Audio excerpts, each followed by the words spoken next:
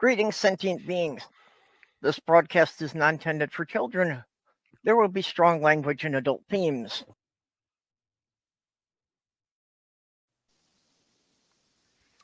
So how's everybody doing today? Not too bad. Yeah, I'm doing good. I've done better. But have you done worse? I've had an interesting day or two. If you haven't done worse, then congratulations. It's only uphill from here. That's a good point. Well, that's always my measurement of pain. It's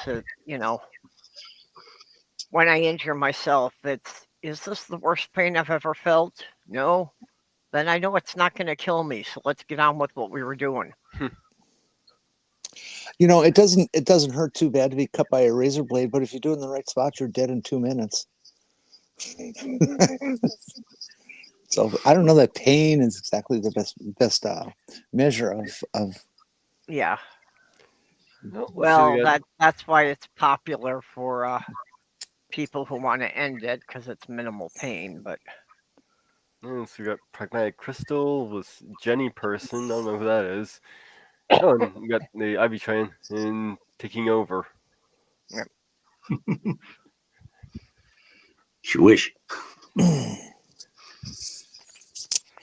I found the perfect response from my family. No? Yeah, especially when my mother's still kind of questioning me. If you wanted a normal child, why the hell did you have me? No, got dog. She picked badly at the grocery store. She didn't have a very good relationship with the butcher. Well, I forgot to get my water, so I'm going to be right back. Well, I'm what they get for picking one off the reduced rack. What were you reduced from? I don't know if I was just, like overripe, or if it was more like, factory seconds. Something like that. And I got Sammy's son all comfy on my leg. Anything behind my head. My kitties have been super, super cuddly because I was not here for a couple of nights. So.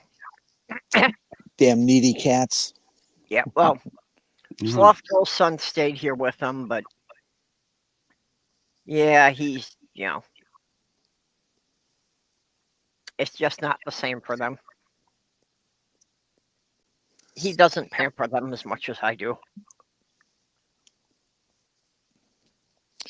Do do do do do do do do. So today is Tug of War Day. Is who war? Tug of War Day. Tug of War Day. Yeah. Well, that sounds like pretty much one of the stupidest holidays ever. Is who war? Yeah, Tug of War Day. Tug of War Day. Well, that sounds like pretty much one of the stupidest holidays ever. Is who war? Yeah, Tug of War Day. Okay, Ned, I'm hearing an echo from you. Do you have the YouTube chat open? I'm not saying anything. Oh.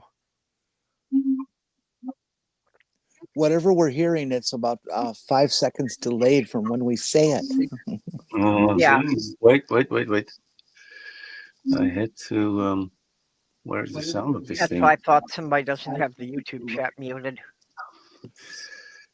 I had to reopen the YouTube screen because there was nothing. There was no chat and stuff, and I forgot to mute it. So it was an echo chamber. I have my own echo chamber. Hey, dog, Tubin. Yeah, it's a Tug of War Day. It's actually supposed to be about the game of getting a big rope and a bunch of people to try and yank each other over. Yeah. That's been my simple explanation of how the universe has started. How the universe got started?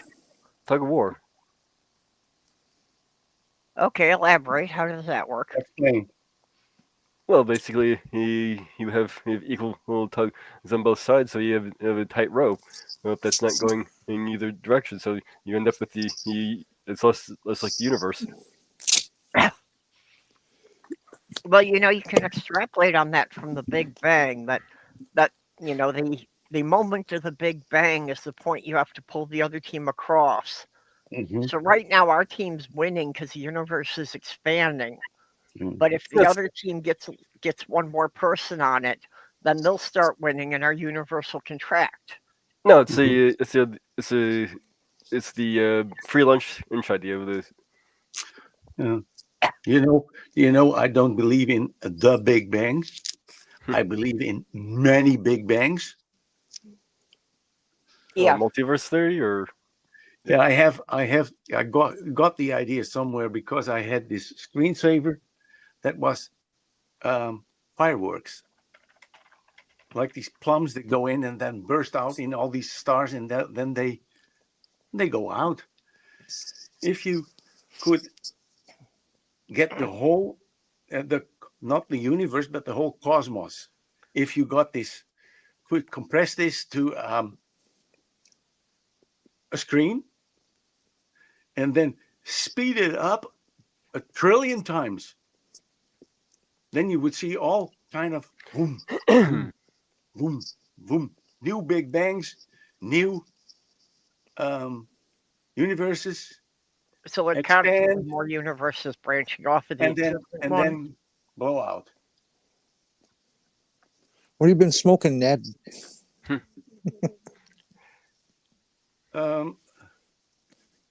What have I? What is below my head? By my head,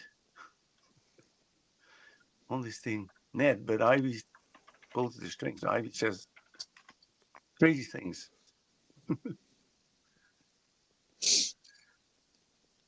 What is a soloptistic brain? How do you pronounce that? Stick.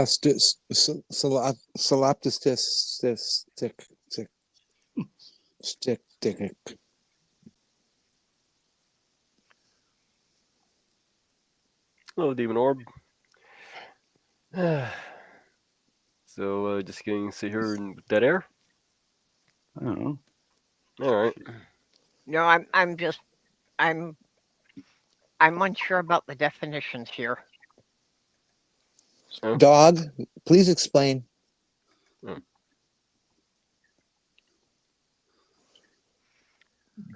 I know I've heard it in context, but I'm not sure I have a good definition of solipsistic. Personally, the whole thing about us, like being in the simulation or being, brains in jars, I don't think it matters because do we have any choice but to react to the reality we're presented with? That was going to be the thing I was going to bring up on that ghost stream I was on, since that was something they're possibly going to cover.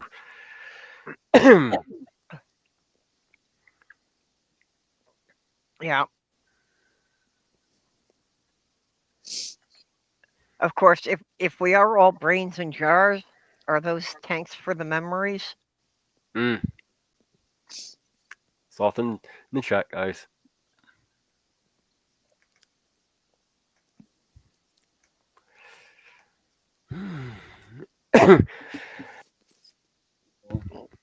Excuse me. Mage, you had a recent guest appearance on a new channel? Yes. Well, not a guest appearance. I'm apparently going to be regular. Oh. Okay. What's the channel about? The guy apparently did other stuff like entertainment stuff, but he started this sort of a woo channel thing. He's calling the live stream the Ghost Corp Files, sort of a combination of Ghost Corp, like in Ghostbusters and X Files. And it covers, like I said, it covers the really quote unquote real hauntings, UFOs, cryptids, and all that. Plus this movie stuff, like in horror movies, Freddy Krueger, Jason, stuff like that. and I'm coming on as the resident skeptic. Oh, Sounds interesting. So I get uh-oh. to. Oh, Ivy, no, don't do Yeah, it, don't do it, no. I'm taking over.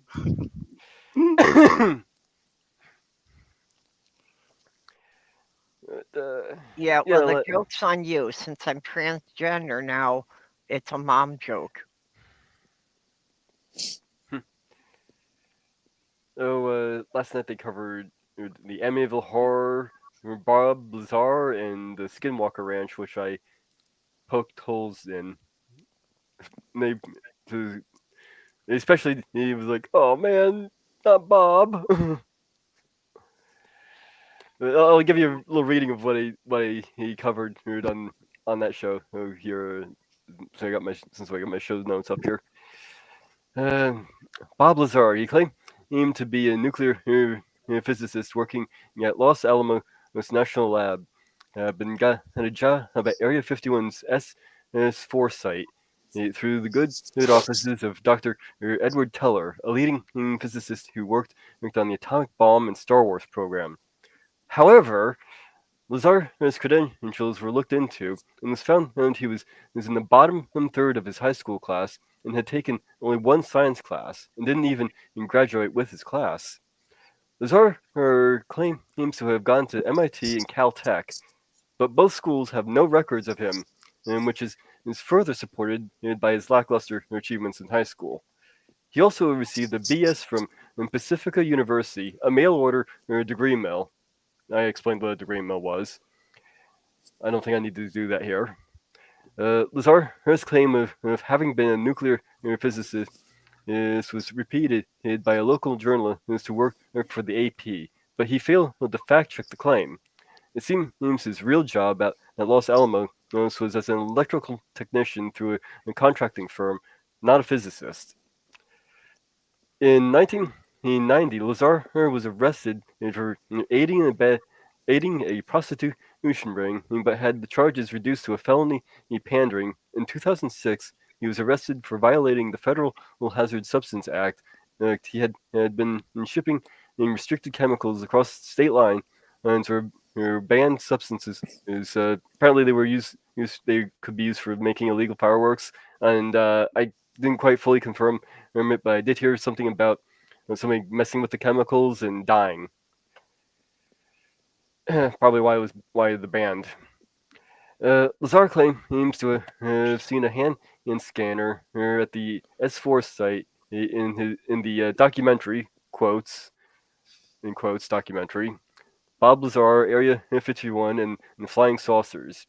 He is shown a photo of a hand scanner and says this is the one he saw. The hand scanner he was shown was a prop used in the movie Close Encounters of the Third Kind, which came out in 1977, 12 years before Lazar's claims. In 1989, Scientific America had a story on the possibility of creating an element 115. The magazine was published only 2 weeks before Lazar's claims of having seen a stable version of the element that it was used in an anti-gravity machine. Moscovium is the element. It's a very unstable element and thus highly radioactive, nothing like what Lazar described seeing. So it's a little thing on how I went about it, and I went through each of the subjects in a similar manner. But that one kind of hit hard with them. It was like, oh, I really wanted to believe him. I'd seen a couple of things about the Skinwalker Ranch, but yeah, boy, I didn't even finish collecting all my data for that one. There was just so much bullshit to cover. Well, and I saw the things you had posted in the group about it, and let's say I didn't know the background on the original owner.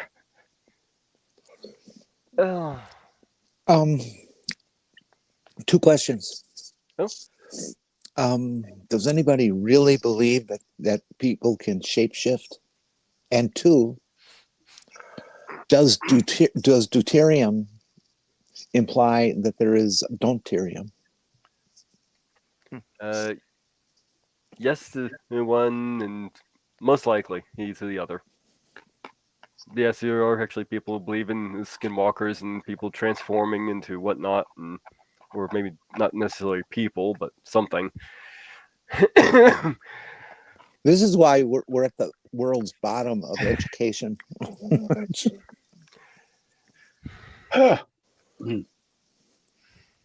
in control again. But I've been saving this one, had this little thing set aside for the stream, seeing as I was thinking about covering this for my Sunday show, but it didn't quite fit into my show. So I thought it'd be better for this show, especially with Purple here. Lego is anti-LGBT and promotes only two genders, says Science Museum. What? Not exactly a science museum, but we'll see. The plastic bricks may reinforce heterosexuality as the norm because the blocks are seen as male and female. No, they're not. According to a tour at the London attraction, LGBT or Lego, who is anti-LGBT and promotes the idea that there are only two genders, and an exhibition that the Science Museum has claimed. Okay, how about the different colors? A self-guided tour at the London Museum entitled "Stories of Queer Communities, Experiences, and Identities" say the plastic bricks may reinforce the idea that heterosexuality is the norm. Alongside a display of Lego bricks, it states the public believe that at the top of the brick with a sticking out pin is male, the bottom of the brick with holes to receive the pin is female, and the process of the two sides being put together is called mating. No, we don't use, none of those terms are used.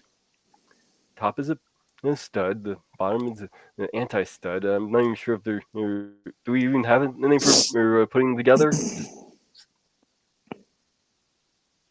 Not really. This is the guide.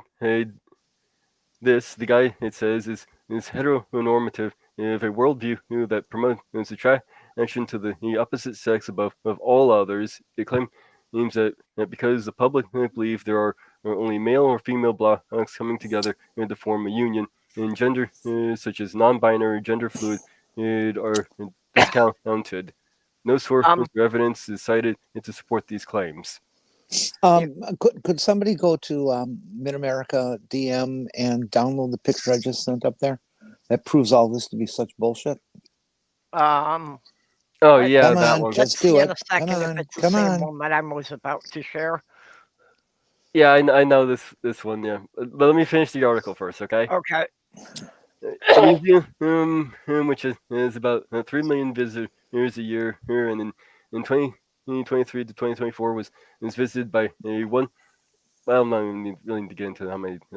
Tour was put together by the Gender and Sexuality Network, a group of staff and volunteers who say they are committed to creating more visibility and inclusion for the LGBTQ plus community in the Science Museum. I'm afraid doing stuff like this is going to put people against the LGBT community. Yeah. The group also set up a trail around the museum called See Things Queerly, which runs across 3 floors and includes the Lego. Also on display is a pair of Sebright band Intim chickens, which helped Thomas Hunt and Morgan win a Nobel Prize in 1933 for discovering the role played by a chromosome in heredity. The exhibition, which has been running since 2022, say, as well a biological human female usually has XX or sex chromosomes, and a biological I don't really care for the terms. Human and male generally has XY, and we now know there's diversity in the presence and combination of sexual determining features, including various mutations in sex chromosomes. Yeah, that part's true. Some people who have a different sense of sex development identify as members of the intersex community. Sex and gender are often and using interchangeability, but they mean different things. Also included is a Billy doll. It's apparently a doll that's made for adults, which is it says was made to help create positive visibility for the gay community and promote safe sex. And the sex toy shaped item is highlight the playful attitude to sexuality in the 18th century. Sex Matter is a charity campaign for sex specific services called all the exhibition ridiculous. Yeah, I can agree with that. Yeah. Gee, thanks, Jenni. Well, Jenni and I were both about to pull up pictures of the same set. Mine's Lego better. released this one Mine's called better. Mine's Well, better. It's well, better. I have the set here. Okay. Put Jenni's up then. I'll take mine down.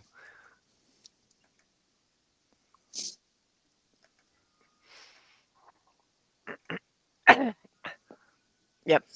See, it shows the box too. Yeah, this set was called Everyone Is Awesome. That they released during Gay Pride Month, I think, like 2 years ago. How the hell did we get 346 pieces out of that? There's a lot of small tiles in it. Yeah. But the other thing that, and I believe this set was created by, but one of the Lego designers is a transgender person. Now, if any of you on the chat would like to buy this for me, my address is.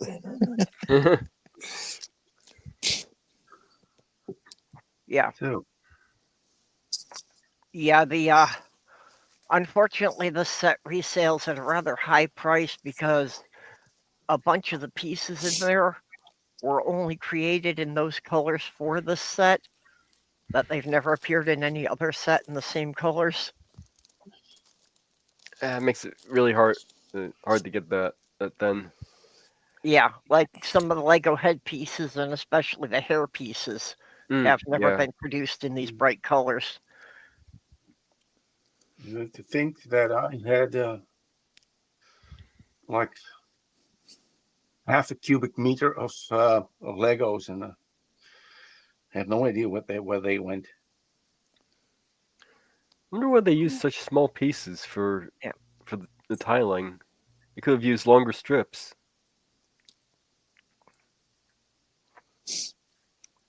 Well, it's pretty either way. Yeah. Yeah, you're right, Mage. For a lot of them, they could have, but basically the whole base is all 2x2 tiles. 2 inch by 2 inch? No, 2 studs by 2 studs. Oh, okay. Lego pieces are always measured in stud sizes or block heights. I was going to say, geez, that thing is 2 feet long. But actually, also, looks like it's what a 1 by 2. About about only the blocks being male and female pieces clicking together. Apparently, this person has never seen Technic pieces. Because they go together sideways and in all sorts of strange manners. Yeah. And you have pieces that are nothing but little rods or pins that, can go into all sorts of other pieces. In places they probably shouldn't go. I have a Lego motor. Yeah. Yeah, and we're not even going to get into how some people have, customized Lego minifigures. I have a Lego vibrator. Yeah, but that's the only thing I have left is Lego motor for mechanical that drives mechanical Lego things. You put 12 volts in it and it runs. You can connect Lego things to it. That's the only thing I have. I have it in my hand even now. I'm sorry you lost yours. Although I know how you feel. I had a whole bunch. My own stupid thing that I think I sold them or something. I had a whole bunch of the Star Wars, action figures from when they first came out in the 70s. Because I was a teenager when the original Star Wars trilogy came out. I was their target audience, and I bought a whole mess of the toys, and I left them in my mom's attic when I went off to school. And when I came back, they were all missing. So I'm sure one of my nephews snagged them, and nobody will own up to it. I don't have anyone who would have snagged it, and my parents never threw toys of me away. When I went living for myself, I got don't know how many boxes of toys that I had as a kid that they have saved for me, and I still have a lot of these things. That's nice. I My had mom- nice parents. I Jenny? hear this. No, Ned's busy. Keep going, Ned. I hear some people talking about how bad parents they have. I cannot say nothing bad of my parents. They were great. Like, I came home. I was from school. I had talked about some homo, and then I asked my mom, "What is it? What is that?" My mom said, "You have boys that love girls, but you also have boys who love boys or girls who love girls." And it took some. Okay, that makes sense. No big stories about it. No, it's just like it was.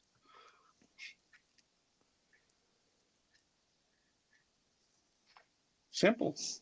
In simple Yeah. ways that the Well, kid can understand. my mom overall was good. Mostly I grew up kind of neglected because she was working on her career. My father was an abusive alcoholic, so I have, very, very little to say good about him. But yeah, for the most part, I grew up in a house with a dozen people, and no one paid any attention to me.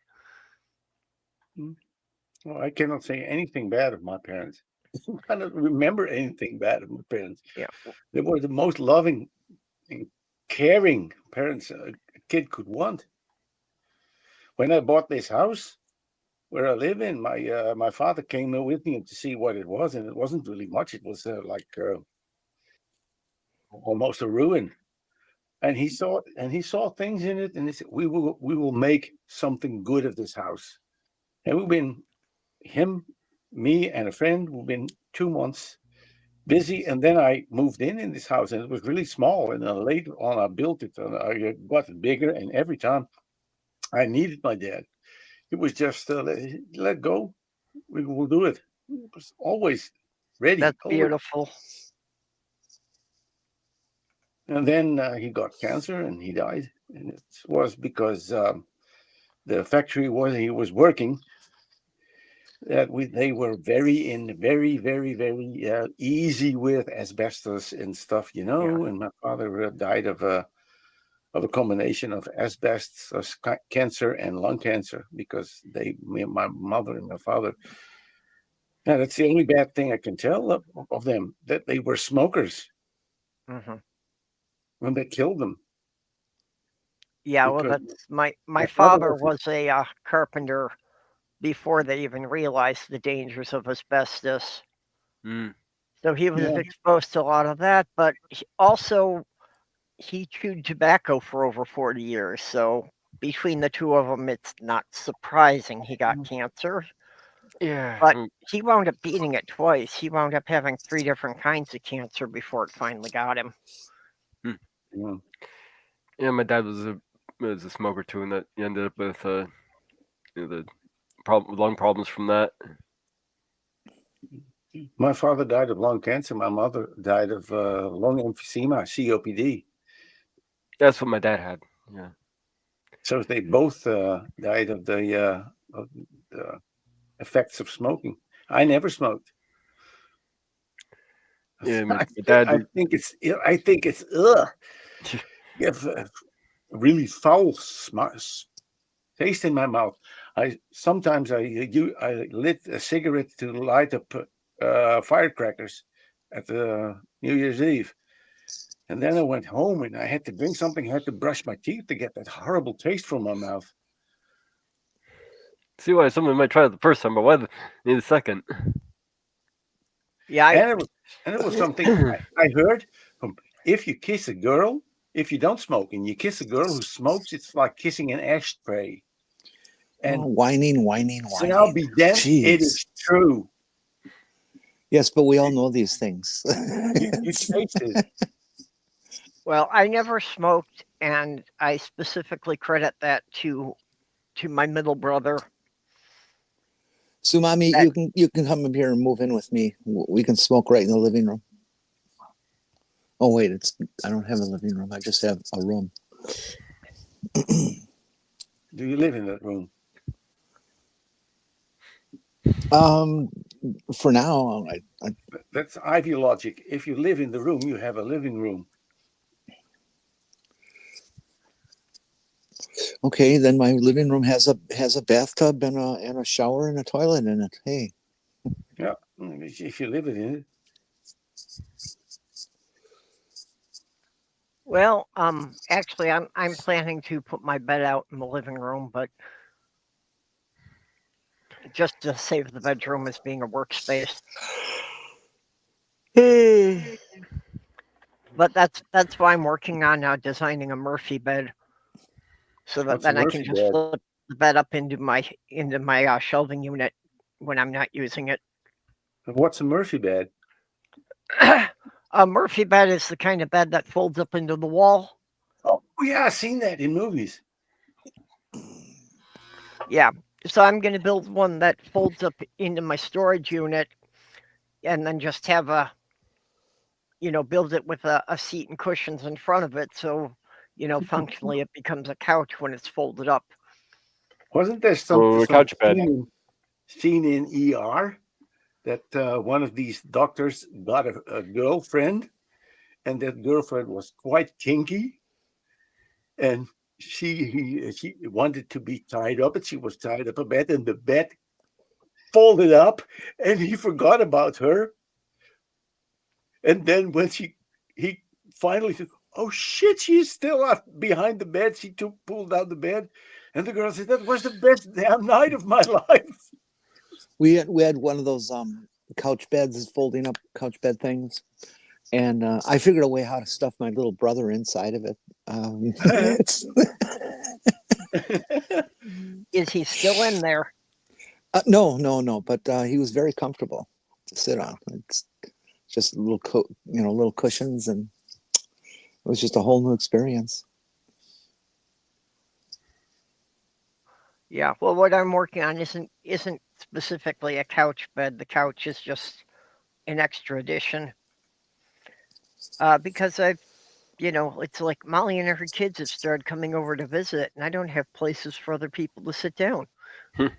I only have 2 chairs in my whole apartment. Well, there's a third one back there by my desk if I can ever dig it out. It's just kind of so much stuff has gotten piled in there. Only the cats can get to the chair.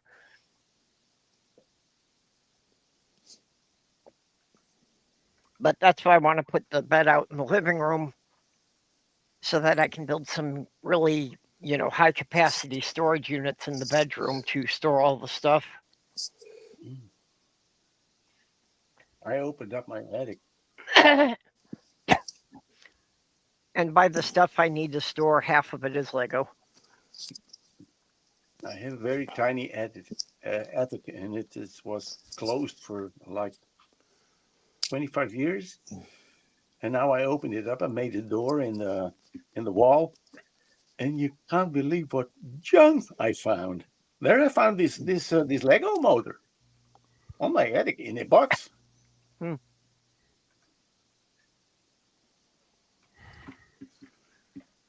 In a box in the wall.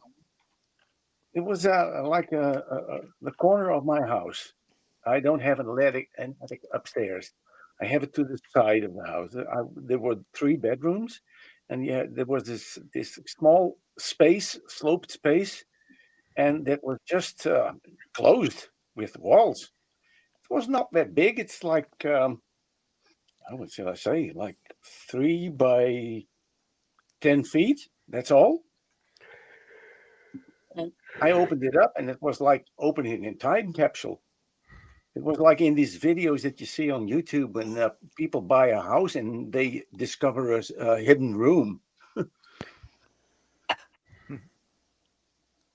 And I put all this junk myself on it because I closed it myself. So, but when I spider webs and dust, it was incredible. Ugh.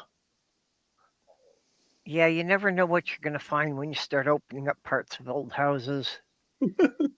And my house is old. My house is 325 years old. If this house could tell stories, your house is older than our country. If this house could tell stories, we could get it on TV. If these walls could talk, they'd say, "Please kill me." These walls would talk, I'd be arrested. This house is something. You have haunted houses that want to get rid of you. That's the way I see haunted houses. This house, when you step in here, this house welcomes you. It is such a friendly little house. Yeah.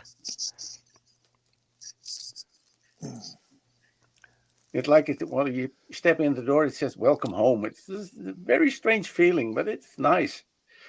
And well, especially if you and your father did so much of that work yourselves. And it is not only me, only other people who got in this house and they said, "I feel so cozy in this house." It is not that big. It is like it is 6 by 7 meters. That's all, and it has two stories, one on the floor and one up there. And there I have 3 small bedrooms, and the biggest I have my studio in, where I'm sitting now. It's not that big.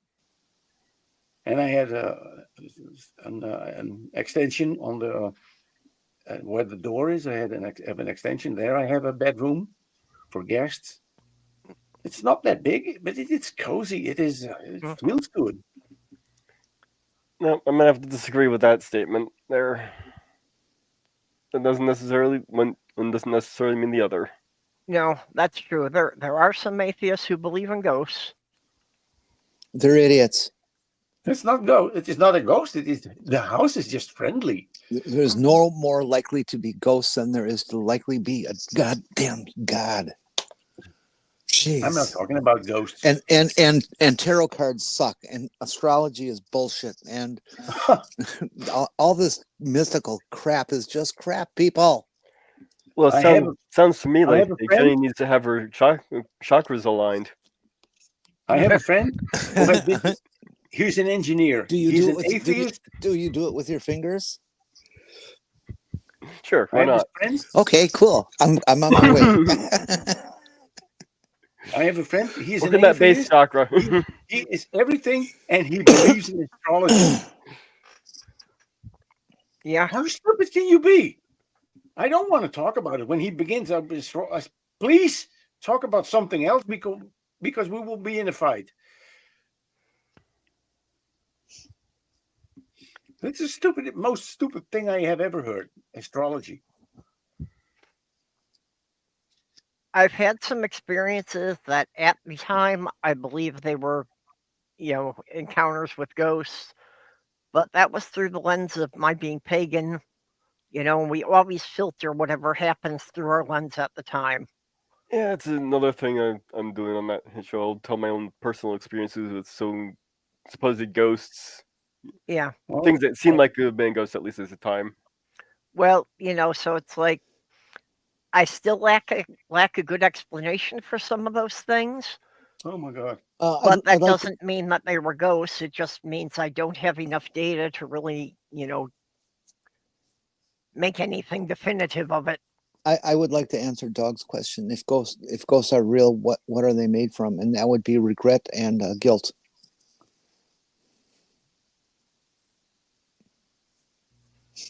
I thought that's what tequila was made from. No, that's what tequila causes. Yes, exactly. So I had a fun weekend. Oh, what'd you do this weekend? Oh, just all kinds of things you couldn't even imagine. Well, you guys can because you read it on the DM. I was like watching TV, you know, and this one station that comes in only some of the time. You start getting, you know, the show and you get the little thing from the TV that says, "Oh, weak signal, fuck you," and it's bouncing around on the TV, and I'm waiting for the station to come back, and suddenly it just stops. Nothing on the TV. Oh my God.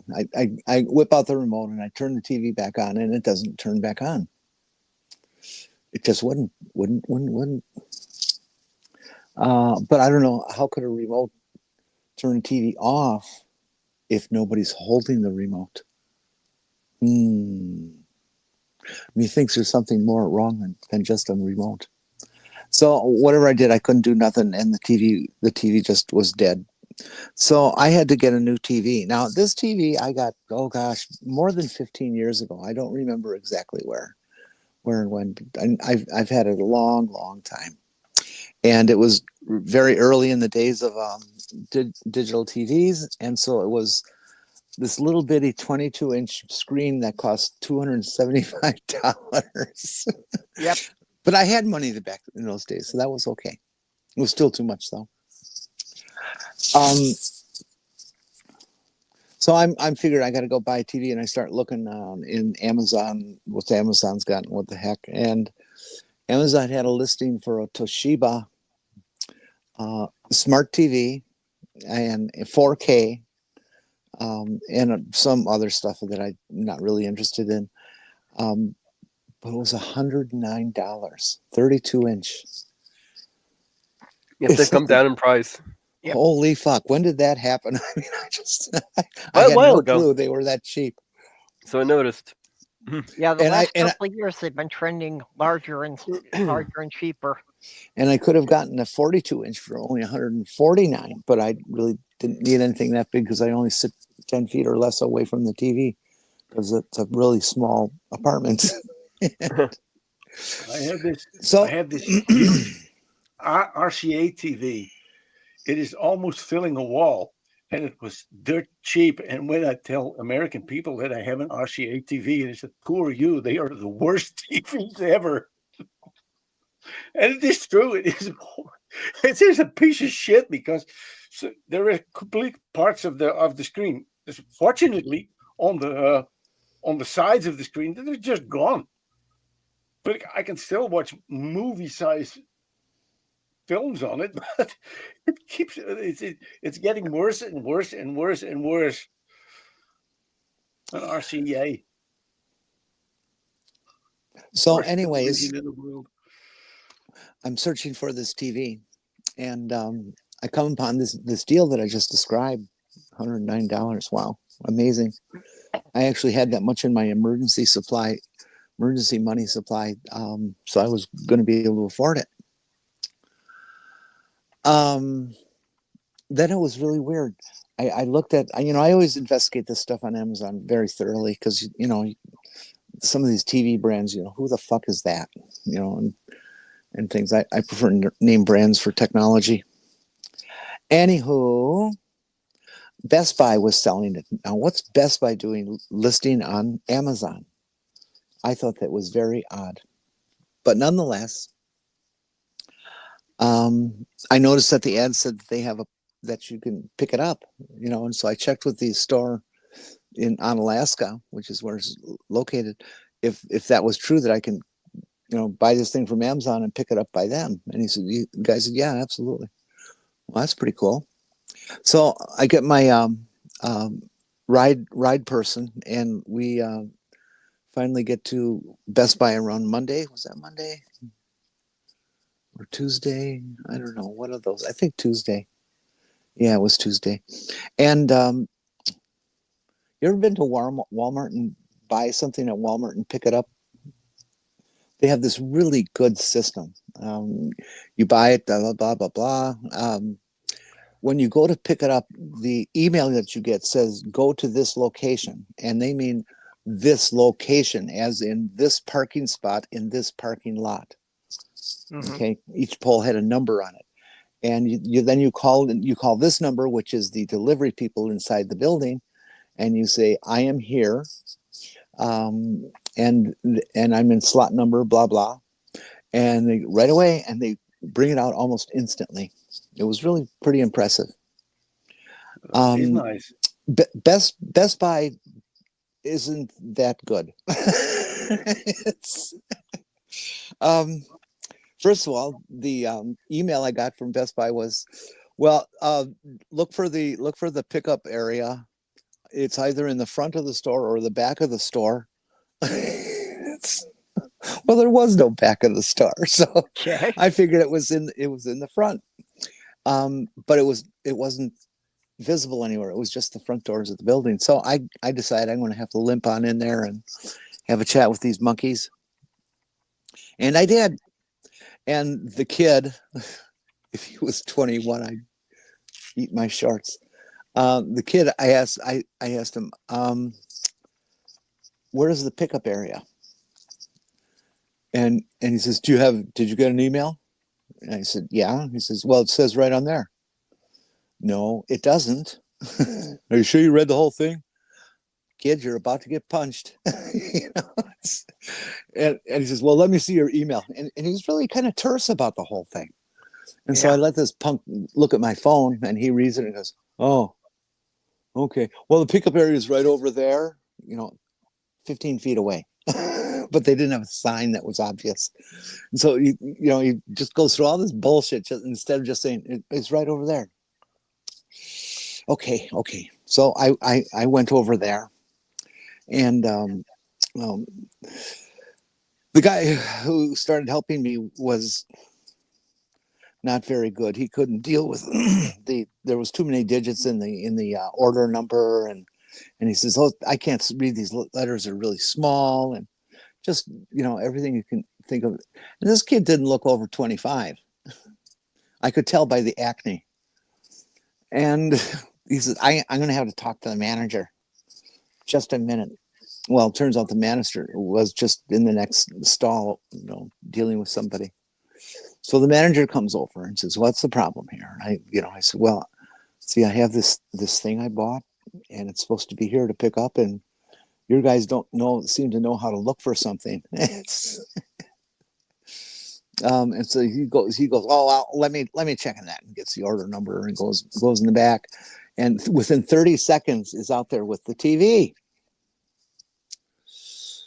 What a bunch of good guys. So I get the TV, and we head off towards home, which is 30 miles away and stuff.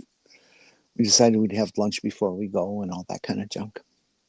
So I get it home, and I'm exhausted. That's a lot of work for me to do in my current state of death. And I was just tired as fuck, so I went to bed for a while. And I decided in the evening I was going to try to, get the TV in here and do that. So I go to the TV to disconnect it and stuff like that. And I pull out the antenna. And I forgot where the plug was, and it was behind some shit that I had there. And I forgot that it was back there. And oh man, I don't want to move that shit tonight. Just too tired. And while I was manhandling the old TV, getting ready to throw it in the trash, it starts working. The remote, don't throw me out. The remote control would turn it off, but it wouldn't turn it back on. So I realized that I had hit the on-off button that's on the TV itself, and that's what made it turn on. So I realized that, well, there's only one little thing in this TV that's wrong. So I can either walk up to it and turn it on and off all day, or I can just leave it on nonstop, which of course is not efficient, and I'm not going to do that. So I decided, well, let's struggle with this antenna lead and AC plug and get this thing installed. I mean, it's just a stupid TV. And in my dicking around, looking for stuff, doing stuff, moving around, I fell down, which is something that I do nowadays when I'm not using my crutches or canes or a wheelchair. And so I did fall down, and I felt this pain in my hand. And it was pretty intense pain. So I sit down for a minute, and I look at the hand, and the fifth metacarpal, which is the bone between your last knuckle and the cluster of bones that make up the wrist, which are called the carpal bones, by the way. Anyways, no, I broke the metacarpal. Those are the phalanges. Your finger are the phalanges, 1, 2, and 3, and your metacarpals are 1 through 5. Thumb over to the little, and I think I broke that because it was kind of swelling, and I grabbed it and I could move the bone, so I was pretty sure it was broken. I've broken that bone in my other hand twice, and so I know all they do to fix it is if it has to be set, they set it, and all they do is basically splint you up and tape you up. Yep. And okay, well that's fine. I know how to do that. I can feel that the bone is in place. So I'm just gonna splint myself and take care of it. And now it hurts too much for me to finish the job.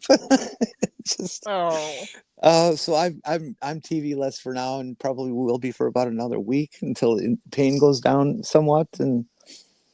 But it's life can be just so much goddamn fun sometimes, you know.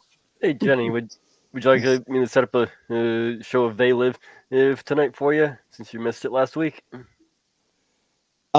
Sure, whatever you want to do. Well, I missed last week also, so Yeah, you can come on into. I'll put the link up. We'll do a double duty here, so it'll be tonight and tomorrow. So tonight we'll do They Live, and tomorrow we'll get back to Full Metal Alchemist. Wait, what does They Live? It's a movie about Roddy Piper. yeah. Alien. No. No! Don't say no. Wait, no. wait! It's John Carpenter. Yeah, I know. It's a good movie. No, it's not. Yes, it is. Did it good. If Carpenter made any bombs, that was it. No, it was. Have you seen it? I have seen sections of it, and I couldn't take it. It was so bad. It's a great movie. Roddy Piper is not an actor. Oh, it's a great movie. Hey, but he is the inventor of I came here to kick ass and chew bubble gum, and I'm all out of gum. That he invented that, not Duke Nukem. Yeah, that's right. Just stole it from him. Yeah, he is actually in his book for wrestling one-liners, and they decided it was good for the movie. But the movie is actually a commentary on Reaganomics. Yeah. Consume. All right, I'll watch the movie, but I'm going to be honest. If I can't take it, I'm going to quit watching it. I'm going to sit there and watch it just because it's playing. I think they made it as easy as possible for Roddy Piper, just to keep in his own character, be himself, because he's a really shitty actor, but he did it good. He did it really good. Well, there was that spree in there that like all of the wrestling stars were trying to do movies, and well, actually, Roddy Piper kind of started that with that movie. Yeah, well, I've seen a number of them, and the only one that worked is Andre the Giant did a good job of playing a giant in The Princess Bride. Yeah. Mm-hmm. Yeah. No, but actually he was good in that because he was good with the dialogue. You know, his timing, delivering the jokes was good. Can't you swim? I can only doggy paddle. That's a moment from that film. Yeah. Well, if any of you out there would like to watch this classic movie from Roddy Piper. Is. Don't be sarcastic. You can join us tonight, and laugh with us, because I'm Yes, sure it's quite a bit of a comedy too, yes, actually it is. intentional or otherwise. In fact, yes, actually is intended to have some funny moments. Mm-hmm. And the best part of the film is like a fight of a half an hour when he tries to put his sunglasses on someone. You know, that scene was only supposed to last 20 seconds, and they decided to just continue it on, and they actually were hitting each other, except for the face and groin. Dog, we have a tug of war party here over in my neck of the woods that I wasn't aware of till I moved here. But there's this one section, I live in the part of the state that's called the driftless zone, which is geologically unique in the world. And we've got all these 600-700 foot bluffs all around us. Well, apparently there's this one section near one of the tributary rivers to the Mississippi where there's two pieces of the blub, and for some reason it split in the middle, and all those rocks fell down, and so there's like about 10-12 foot gap between these two sections of the bluff, and so you can climb up of those, and that's where we do the tug of war. Whoever loses goes down 600 feet. It's pretty exciting. Oh, that's Messy, good. but pretty exciting. Blub. Yeah, I used to live on one of the bluffs above the Mississippi River. And that's how I gave people directions to my house, was that if you went off the cliff, you've gone too far. Mm-hmm. Because we were the last house at the end of a dead end.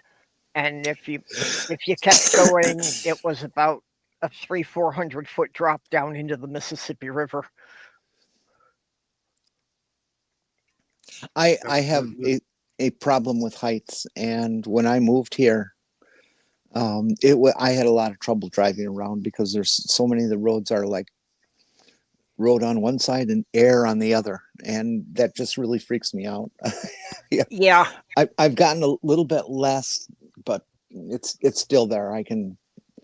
I would be very nervous driving on roads like that, especially in the winter. No, dog, driftless, as in snowdrift. The glaciers never made it through this area. Well, I should say the third set of glaciers never made it through this area. And it left us different than everything around us, which is fairly flat. You also have the fear of heights. That's why I never eat from bowls, always flat plates.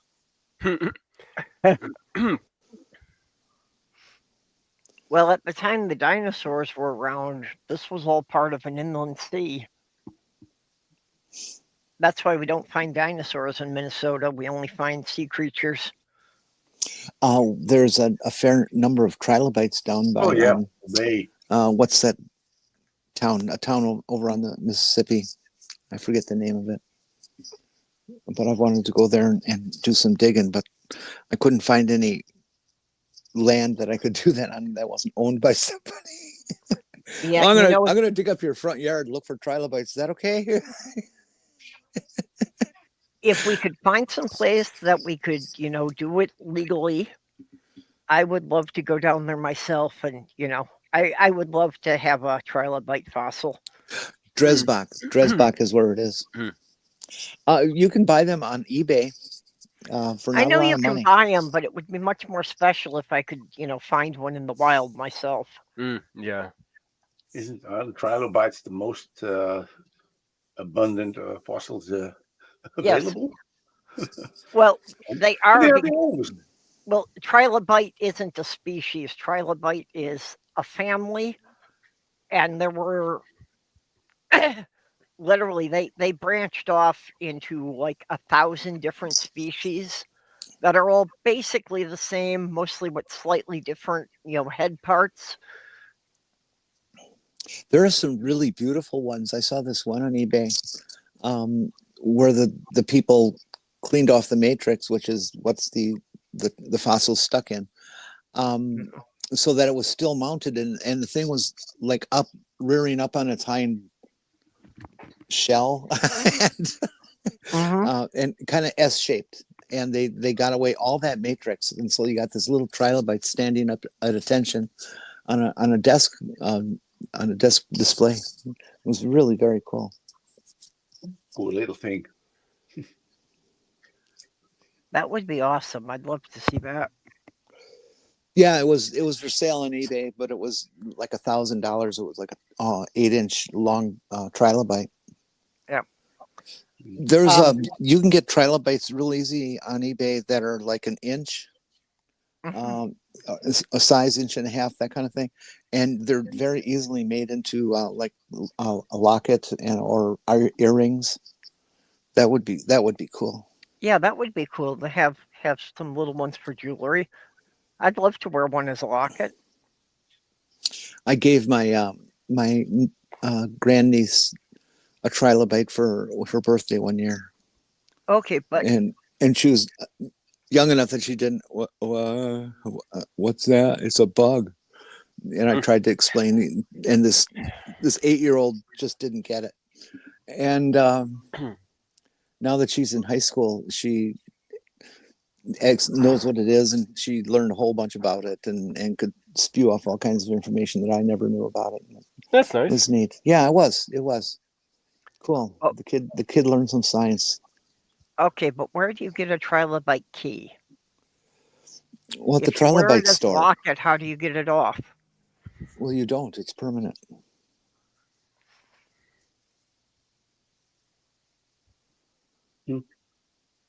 Yeah, when I was a member of the Science Museum of Minnesota, they occasionally had members' days that we got to go, behind the scenes to like the labs where they're doing some of the work. So, and I was, we were all kind of looking over, one of the curator's shoulders as he was, trying to piece together all the fragments of dinosaur bones. And I just, I kind of spotted where the edges fit, and I pointed a couple out to him. So technically, I helped assemble one of the dinosaur fossils at the museum. So I've always wondered, do they ever succeed? I mean, they keep low biting, but Well, yeah, a trilobite is actually like a small dog, like a chihuahua. yeah. They'll try to bite low. Do they ever succeed though? Well, apparently they succeeded quite well because they're probably the longest lived family of animals in the history of the planet. That they managed to survive like 3 mass extinctions before they were finally taken out. Yeah, I would say birds are the longest living, since they're dinosaurs themselves. I'd have to check the dates. I would have to see if trilobites perhaps survived longer, than since dinosaurs evolved. Well, the Earth is 4.6 billion years old, approximately. And it started on July 32nd, way back when, whatever year it was that back then. Let's see. July 32nd? Mm-hmm. Yeah, that was on the on the Caesar calendar. It was not the same one we use now.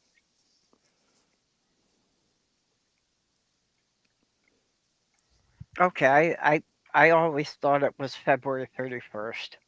I didn't think there was any month that had 32 days. Well, see, that's why February only has 28, because a couple of them had to be paid out to some other months, and now that they had 32 then. And they finally decided, well, let's just drop those. They're just kind of like an appendix. Don't need them. You're actually not entirely wrong. That the reason that we have, a couple months in a row that have 31 days is because they stole days from other months. Yeah, I always wondered why February has 28. That just doesn't make sense. I mean, anytime I do year calculations, I always do it based on 365.25 days. Mm-hmm. That then takes into account leap year and stuff. But it's just so strange that they would do that. It's I don't know. I get upset. It is weird. Why couldn't we have had a couple of months have 31 days? Why couldn't 2 of them have been 30 days and make February 30 days so that every month was at least 30 days? Let's see here. Because Julius Caesar and Augustus had a little bit of quarrel, and they wanted to have the most days. Yeah. Something like that. See, that's actually true. The reason August has 31 days is because he wouldn't tolerate his month being shorter than Julius Caesar's. Mine's bigger. Yep. Yeah, so he borrowed a day from November to make August longer. I still from this video I had that Donald Trump wanted to abort Friday the 13th and then add the days to February. And it was so immensely silly that I made a video of it in my in Ivy's we do the best news we can make up series. Mm-hmm. And then the next week there was that after Trump, that was when he was the first time president, and the next week after that Trump got sued by all the calendar factories in the world for millions of dollars because they could throw away all the calendars because the system didn't work. It was this. So the date we did skip 13, Mm-hmm. And people laughed because it was really something stupid that Trump would do. Well, like him renaming the Gulf of Mexico. Yeah.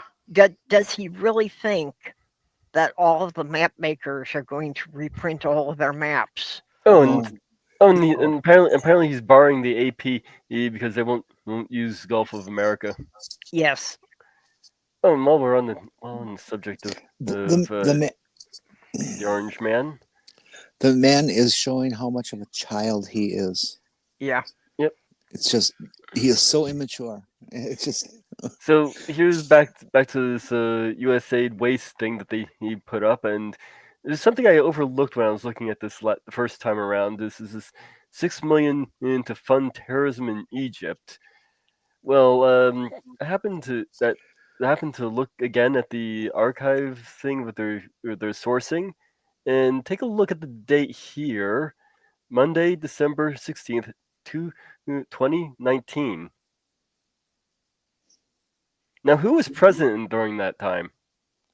Well, that would be little Donnie Pooh. Yeah, so he was responsible for this.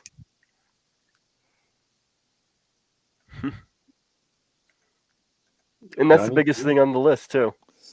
I think it's important to note if we're gonna mention any of this that that foreign aid portion of our budget accounts for less than 5% of the budget. So they're going to cut all this. I think it was actually 8%, but well, then it's gone up a bit. But they're going to cut and gut and hurt all these people for a couple percent, and it's not even enough to go to the billionaires to make them trillionaires, which is the whole plan. And the foreign aid is all about diplomacy. It's about maintaining good relationships with these other countries. And a lot of these claims of waste from the USAID is all bullshit. Like this one that I came across this was the USAID is funding a trans comic book for Peru. There's a whole lot of problems with that. First of all, it wasn't through the USAID; it was through the diplomat department. And yes, they were funding a comic book, but it was in an exchange program. So we were funding something of theirs; they funded something of ours. And it was at the tune of about $33,000, and had nothing to do with trans anything. It did have a gay character in it, but it wasn't the only character, and wasn't even necessarily the main character or it wasn't the only main character. I'm not sure which. So it wasn't even in the trans comic book, as they were beer mongering that crap.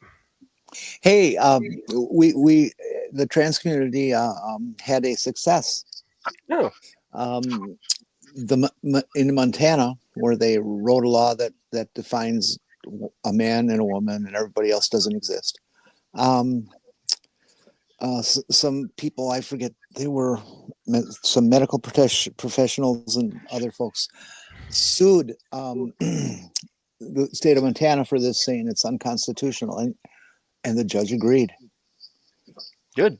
It's unconstitutional to define the world as male and female and nothing else. I'm seeing unconstitutional come up quite a lot lately. Yeah. Also, there had been a thing that Trump had ordered the CDC to basically purge all reference to gender-affirming medicine from the website. That's on the NIH, and everything is gone. Everything. No. A court ordered it all to be restored. I hadn't heard that. Yeah. But it is one of many things. Every single one of Trump's executive orders that has been challenged in court has basically got at least a temporary order to reverse it. Now, most of these are temporary orders, so they can still appeal it to a higher court.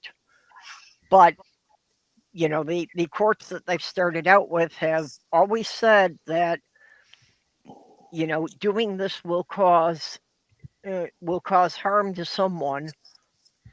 So you're not allowed to do it until you get a final judgment on it. Now, I don't know how long that's going to last, because, how many of these are going to eventually get to the Supreme Court? I would like to point out to everybody that prior to November 5th, I explained that if Donnie lost, you can kiss our Constitution goodbye. And, well, look what's happening. People said I was overreacting. You mean if he won? Yeah. Yeah. Well, he's trying to. Fortunately, judges are blocking him, and it's not just democratically appointed judges.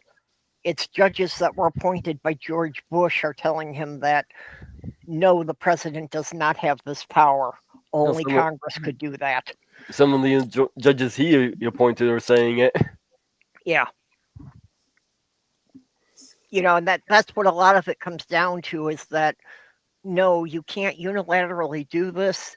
This would have to go through Congress. Which may be a difficult road, because I've heard there's a number of legislatures that are saying this has gone too far. Yep.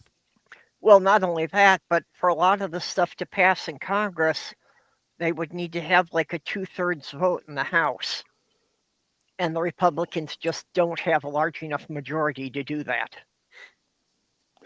Yeah, they have a one person majority. Yeah. That's lovely. Yeah, and like you say, some of the Republicans have had it with this shit too. So there have been some cases already of stuff that's come to vote in the House, and there have been 2 or 3 Republicans who sided with the Democrats just to make sure it couldn't even get the 50% pass. Well, we have a truly insane person as president. That his ego is so huge that he thinks he can just decide what everybody's life is going to be. He's a prick and a child. And I hope he contracts a very painful and long-term disease. Have you seen his press? This girl that gives his press things. Yeah, I see Miss Incompetent. She is like a really heavily trained Fox host. She is. To be fair, that's one of the hardest jobs in the world. Bullshit. Yeah, that's one of the hardest jobs in the world, to go out in front of the public every day and try to make people believe that Trump is sane. Yeah, that would be a very difficult job.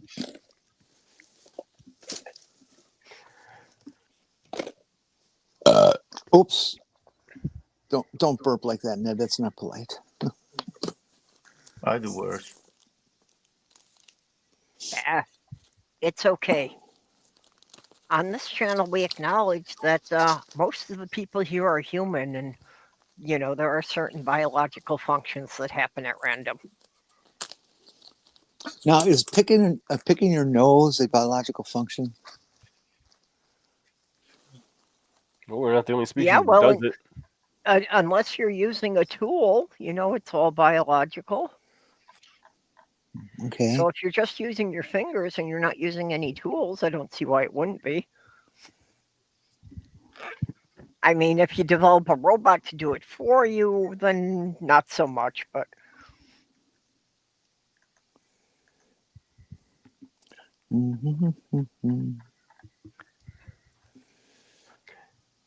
Oh. Excuse my silence. I'm doing a little horticulture work here. Yeah. Mage, did you ever drop a link in the YouTube chat of that new show you're on? Oh, no, I didn't. I'll give you a link to the last show that was done last night. Yeah. Yeah, put a link out there so everybody can go check out the new show and see what that channel is about. Yeah, are you on there every time then? They plan to have me on every time. Oh, okay. Unless they get tired of me debunking everything. Well, if they're a bunker store, then they need to have a debunker. Yep. That's the last show we did last night. I thought Goth, it pretty well. Goth, did you see the testimony RFK Jr. had to do in front of the Senate? He was absolutely horrible. He had this look in his, I have no idea what's going on. They're asking him questions and he can't answer them. It was so pathetic. Oh God. So basically, I'm in there with a couple of Christians. One of them believes in ghosts. The other one believes in UFOs. I'm sitting there like, yeah, it's all bullshit. Okay. And then there's like another guy who comes in. Well, he wasn't there last night, but there was another guy who goes in there who I'm not sure where. He's from another country. I'm not sure where. I always have one argument against UFOs. If there are intelligent beings flying around the Earth, why the hell would they choose the United States to land when there are so many much safer countries to land and to show themselves? Well, okay. if I was an alien, I'd seek the place with all the power. To be fair, UFOs are not unique to the United States. There have been reports of them in several European countries and in Russia. Have you ever seen a scatter graph of where reports come from? I mean, the Americans think that they will come to the United States. Like when Jesus returns, he will come to the United States. As he returns, it will be to the Middle East because he has never been in the United States. Oh, you see, that's because the aliens see the planet like this. Yeah. This is stupid. You got two Jennies now. You've cloned yourself. I got bumped. How aliens see the Earth? Yeah, okay. So you cloned yourself.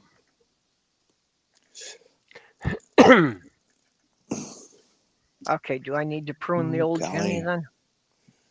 Oh. I could go back out and come back in and have three of me. I don't think it'll work that way.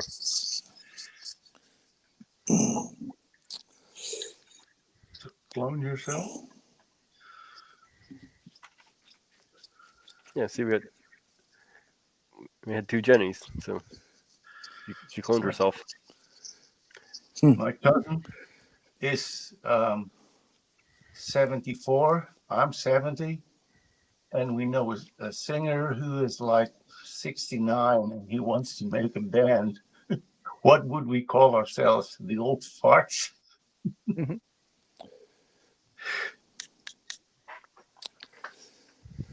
I don't know. You might just go with "We're not dead yet." That's a good one. Not dead Well, yet. well, living in Florida with in a retirement zone, when I say I live in the land of the walking almost dead. How about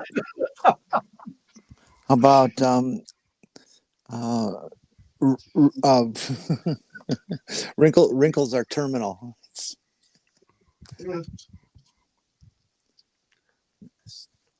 Well, how about "Wrinkles in Time"? I like not dead yet. Well, that's kind of gotten to be one of my catchphrases. Just because every time I have a major accident, that's been my response. You will be soon. That's what they keep telling me, but actually one of the worst ones was when a ladder fell. As I was getting onto the ladder, it fell, and I fell with my leg twisted through the ladder onto an asphalt parking lot, and I hit with my shins right across one of the concrete stops. Hey, Purple, can you add the Unfinished Journey to the DM group on Twitter? I'll give you my Discord too. Oh yeah. Yeah, sorry about that. I've neglected that. I just asked my cousin with the name Not Dead Yet. Yeah, but you know, He's I wound up there with my legs all mangled to the point that I couldn't stand up.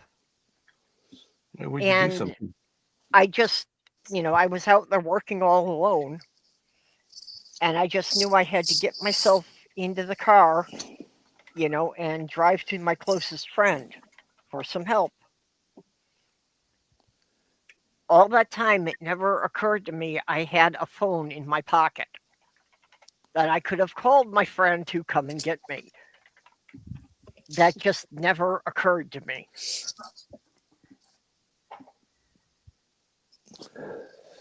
Well, you are a half Luddite. We know that. Well, no, that's just because I'm from a generation that didn't grow up with phones that didn't have to be attached to the wall. Now I've gotten used to the idea that I've got a phone with me. Now I've got to start remembering that it has a camera. And access to everything on the planet. That's kind of an important part to it. And more computing power than all the Apollo computers together. Yeah, I haven't figured that out yet as far as allowing it to access the internet very much.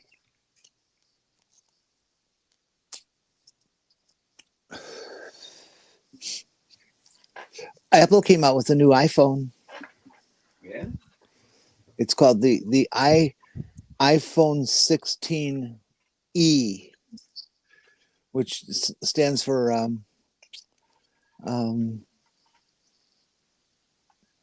I don't know what it stands for. I think it might stand for exceedingly cheap. The difference is, one of the major differences is it doesn't have the 3 cameras like the 16 does. It has just one. I have an SE model myself, iPhone, because I can't afford $1,000 for a goddamn phone. These were half the price or less.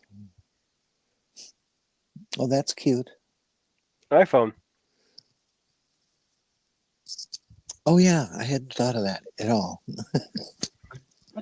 I have a Samsung, cost me 120 euros, and it does everything that an iPhone also can do. No, it can't. It can't download app. It can't download Apple software. What do I want with Apple software? Well, okay. Well, I know you're the kind of guy who doesn't really care whether or not his technology works. So That's all right. No I know problem. better. I know better that how technology works, because iPhone is the quality price comparison. You can better buy a Samsung. It works longer. Doesn't become obsolete. And I think the iPhone is like a fashion object. Has nothing to do with a telephone. Well, if we're talking about the technology that works, which of us here got bumped out? You get bumped because of the internet, not because of your software. Some packet didn't go off right. Yeah, it is. StreamYard still has some bugs in dealing with mobile devices. You know what I'm doing, eh? That's another good reason for trans people to work to move to the Netherlands. The Netherlands is fully fiber optics. The Netherlands is so small you can shout from one end to the other. Yeah. But you still have to shout. Well, Ned, I'd love to, but I doubt they'll take me. What? There are very few countries who are willing to take somebody who is retired and disabled. Yeah, we have like the video I have tomorrow that talks about a bunch of these problems. Like when you're trans and you want to have file for diplomatic asylum in the Netherlands, you will be sent back because they say America is a safe country, and now we're busy to get 2 letters added to these rules that it says the United States is an unsafe country to return transgender people to. Everybody on the planet thinks America is a dangerous place, and they're right. Yeah, that's why the UFOs never land in the United States. Have you ever seen a scatter graph of landings of UFOs? No, I haven't, but I can imagine. There's this little world chart that you can get. It's kind of like the how many guns charts, where there's maybe one spot here and there in some of the countries, maybe. And in America, it is dense with dots. You can't even see America for the dots. You wouldn't know it was America except for the coastline shape. It's. Now tell me that they're real. I've seen the flying saucer. Uh-huh. When it got to a farm, and then the farmer had a row with his wife, and his wife was throwing the dishes at him. Flying saucer. Well, I think the aliens are trying to tell us something. Yeah, that's the ticket. Haven't quite figured out the message yet, but I'm sure we're working on it. Well, it's a little stick man who's got his arm up and he's waving. That's what those 2 little lines next to the curve indicate motion. And then there's the upper thing, the little swirly thing. They like long hair and jewelry. That's the little dot next to it. And the bottom thing is time, that we've been here for a long time. And the hand is, well, you know what the hand is. The hand is because Rick Sanchez got there and told them that means peaceful among worlds. God, I wish I had my computer in Photoshop. I would like to put in some fake graphics into that, so it matches and looks like actual cutouts like this. And it would say Trump's America. Yeah. Or dear Trump's America. You notice that the whole thing of crop circles kind of died off once people started to understand the concept of center point irrigation. I didn't really pay attention to when it cut off, but yes, it certainly did. That's because the people made them themselves. That they got a crew together. Yeah, the more elaborate ones, yeah. Yeah. Some people even went out there operating microwaves with the door off just so that it would leave a trace of radiation. Yeah, that's a real safe thing to do. That sounds safe. Yeah. No, And well, not even, it's radiation not because even all radiation. it's radiation because only because it's on the electromagnetic scale Huh. Yeah. or continuum. Yeah, but the point of doing it with the microwave was it made the green look like it was partially cooked. Hmm But it's not necessarily going to give you cancer. It'll give you being cooked alive, but Yeah. not cancer. Well, cooking your cells though sounds like a bad idea. I mean, cooking the muscles in your legs doesn't really sound like it's real healthy for you. You know, Why not? what we really have to be worried about is all those poor whales who are driven crazy by the windmills and are beaching themselves by the hundreds. Mm.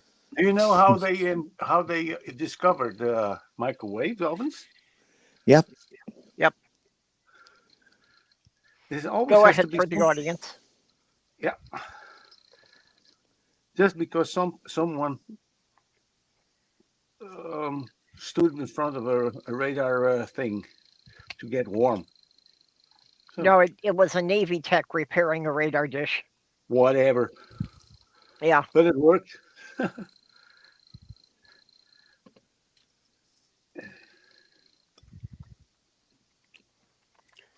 Okay.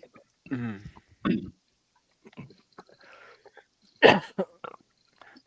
Excuse me. I'm multitasking Yeah, Tsunami here. says I cook myself every time I take a bath.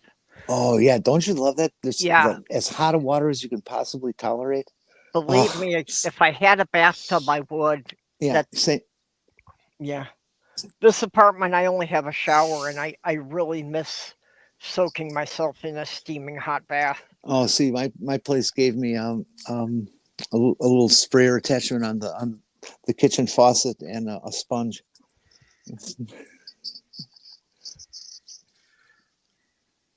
It's a small apartment. It's really small, really small. Yeah, well, dog Jenny is right that you're right about how a microwave cooks by vibrating particles, and it's just the wavelengths it uses are counted as radiation because, mostly because it's part of the electromagnetic spectrum that is beyond visible light. Yeah. Dog, I think I'm going to quote or explain this right, but it's certainly not my area of expertise. Radiation is not just like nuclear and uranium and all that kind of stuff. Radiation is anything that excites and travels in waves, kind of stuff. A microwave is just a very narrow wave, and your subwoofer in the car is a very long wave. It's microwave. But those even though microwave, you don't hear microwave, but you do hear sound. But they're still both on the same spectrum. In fact, I think they're next to each other.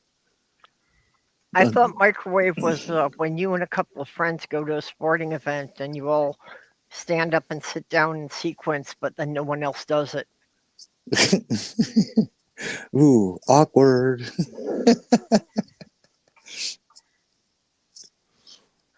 Oh, yes, Sammy. Oh, that feels so good. Okay, who wants Miko?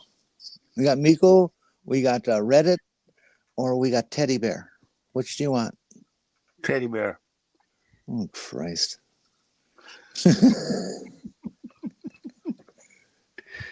It's DJ Panda. See what happens when you don't vote, people? I was about to. Ned just beat me to it. I was going to say Miko was pretty. It wasn't me. It was Ivy. What teddy bear? I heard you say that.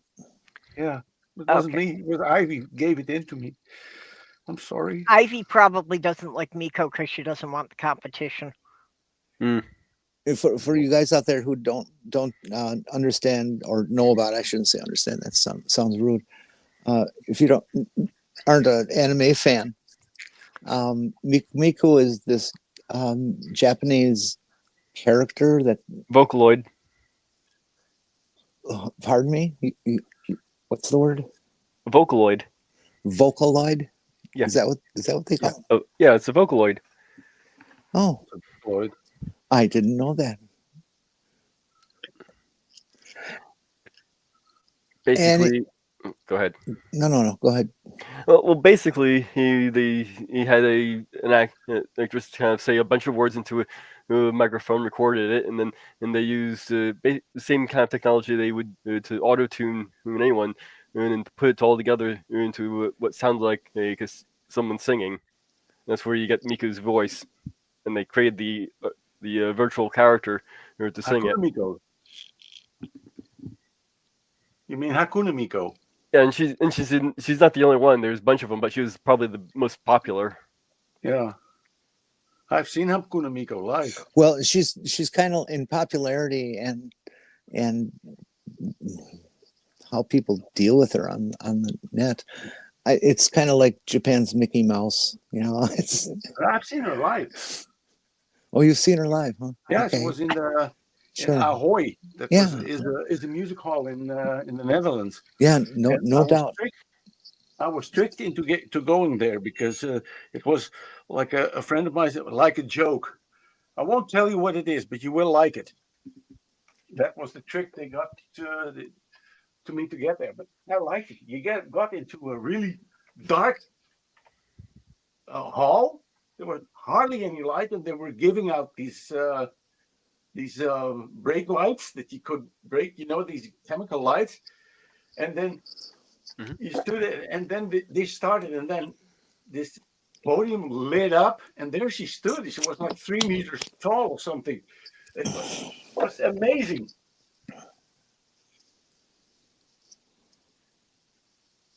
Yeah, that's all I can say. You saw the band playing in the back, and yeah, and then a real live anime character in 3D, holographic. Yeah. I'm curious about the technology of how they project the hologram. Oh, that's not hard. It's 3 sheets of mylar, and it's projected from the bottom up. Yeah, they do have. Don't they actually have a hologram performance of her? Oh, yes, they have a number of them. It's wild. Put that much technology into something like that. Though some people got pissed off because once he advertised having the holograph on stage, and instead they just gave him a big screen TV. Well, yeah, I'd be pissed off about that too. That'd be on the same level of going to a concert and finding out the celebrity is only lip syncing. Well, no, I would. It doesd look like a person standing there. It looks like a hologram standing there. You know, I'm sure nobody's fooled. Yeah. I'd say it'd be on par with expecting to go to a live concert and the guys performing somewhere else, and they're just giving you the feed. Yeah, see, that would easily be false advertising, unless they did say somewhere that this is a relayed program.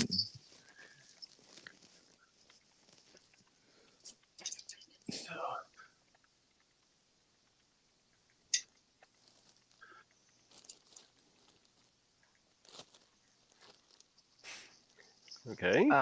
Yeah, no, I was typing.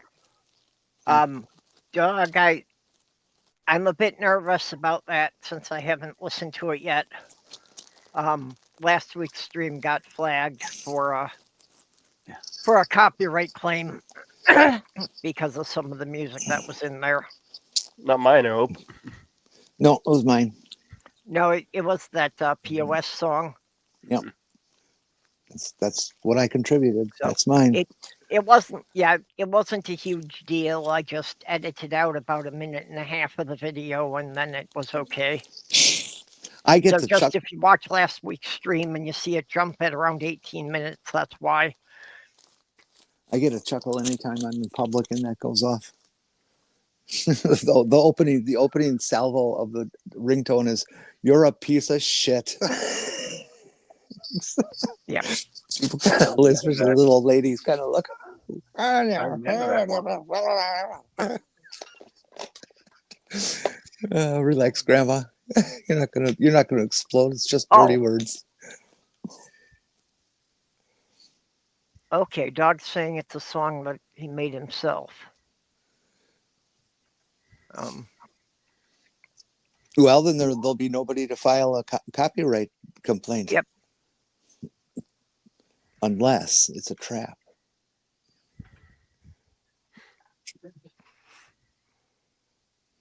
I don't have any songs more to give because I think you did one of mine last week or something. Of Yep. Irish. Yeah, we did yours. I have another one made already. But I haven't put it online yet. You know this thing that Donald Trump had said on Truth Social when he found this picture of him of S. Humpty Dumpty. He said, "Whoever made this shit is going to be deported." And I saw that and I started writing, and I think it was the most funny song I ever wrote. But when I fed it to Suno, it came out in heavy metal, in the style of Deep Purple, and it was so immensely good. You didn't specify the style, I guess. Yeah, I did. Oh. I named it slow symphonic rock. Okay, well, here's Dog's song. I can put it here, but only through the microphone. Shh.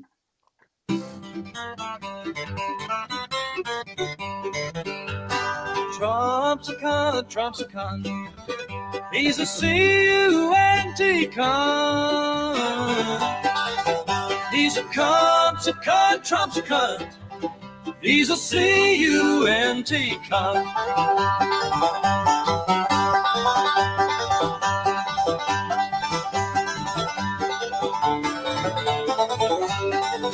Is that all the text? Trump's a cunt. He's a C-U-N-T cunt. He's a cunt, Trump's a cunt. He's a C-U-N-T cunt.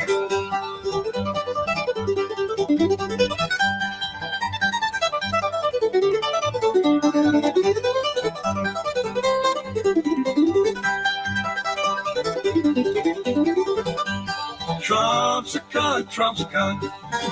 He's a C-U-N-T cunt. He's a Trump's a cunt. He's a C-U-N-T cunt.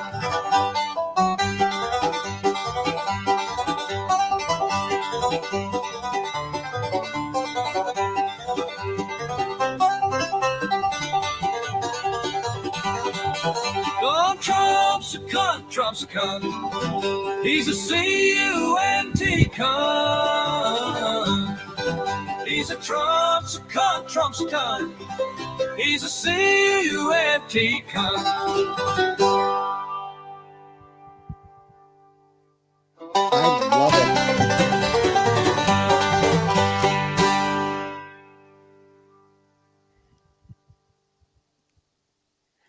I love it. Can't argue with that. Get that thing up on iTunes. You would definitely sell. You know, I don't know what their agreement is with the creatives, but it's more than nothing. Seriously, I would download that in a minute. Well, it's a short song. It would take less than a minute. Okay, and this was Ned. Did you just put one up here in the private chat? No, I can't find it. Count everyone.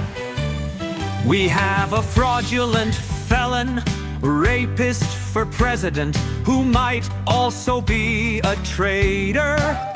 Our vice president is accused of watching dolphin porn and fucking couches. And we have a Nazi billionaire puppeteer raping the country for his personal gain. Good night, folks!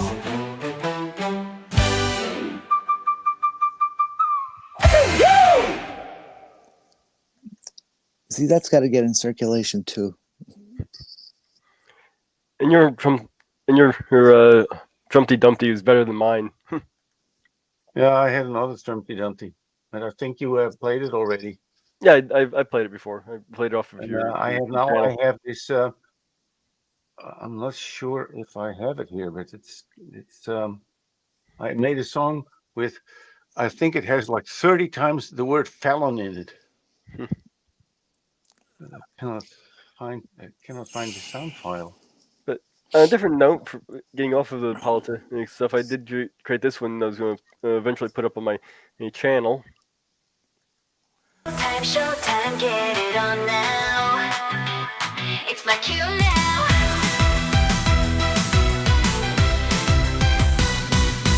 The bright lights shining on the stage tonight. My heart is pounding with delight. I've wanted this all my life. Standing in the spotlight, I'm gonna make my dreams come true. Showtime, get it on now. I'm a star now. Can't hold back, my dreams are burning bright. And I won't stop till I'm at the top tonight. Tonight,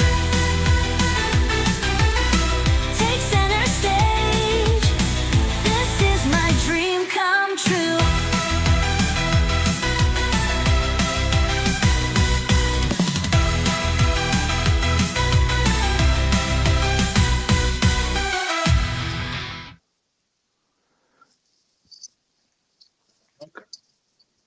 How can I upload an MP3 here? Won't let you do the MP3s, unfortunately. So it has to be a video. Yeah. I can make it a video, but then it has a black screen. Yep, that's what I was going for. Was a K-pop. That's okay if you have a black screen and you're just trying to listen to the song anyway. Well, then I have to do it now because I have a video, but it has to render still. Yeah, that's kind of rude. Yeah, don't worry about it. We'll hear it next week. How's that sound? I can do it. Okay. Ska punk, huh? As soon as I can find it.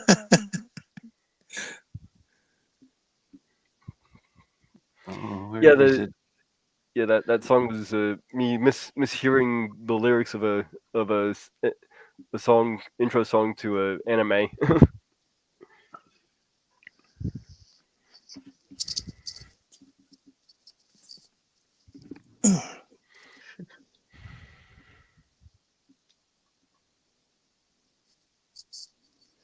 Actually, mates, that sounds like a good idea to me. Oh, yeah. That I, just watching an anime and not understanding any of the lyrics and trying to make up my own lyrics based on the, based on the videos they're playing in the opening credits. Yeah. Sorry about that. I didn't have my mic positioned very well.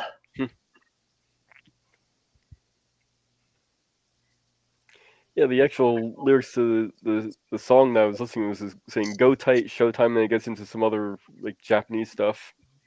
And that's kind of took that little bit I heard wrong. Go time, showtime, and then wrote the lyrics out. I figured the musical was a good opportunity for me to do a quick bio break. Hey, Purpose. It is rendering now. But I can't see the progression thing because it's out of the screen.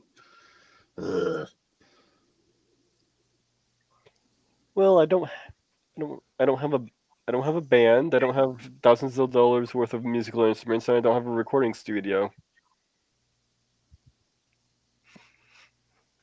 Let's see how can I see that it finished? Yeah. like I said, this also I was going for was a K-pop yeah. style.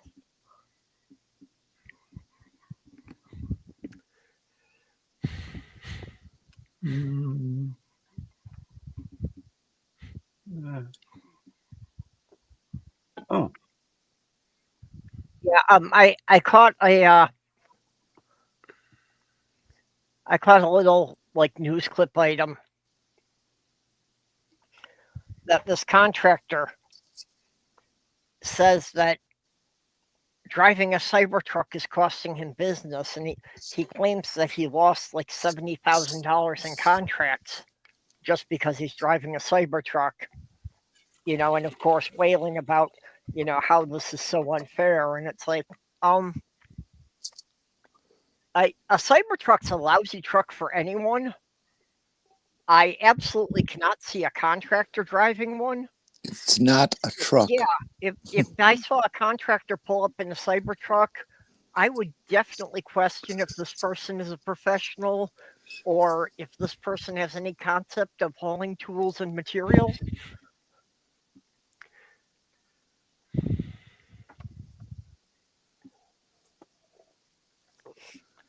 But of course, the little Musk cheerleaders don't think of anything in practical terms. He was saying it's the greatest truck he ever had. And I'm like, yeah, if it's the greatest truck you ever had, let's see you put a 4x8 sheet of plywood in it. It is not a truck.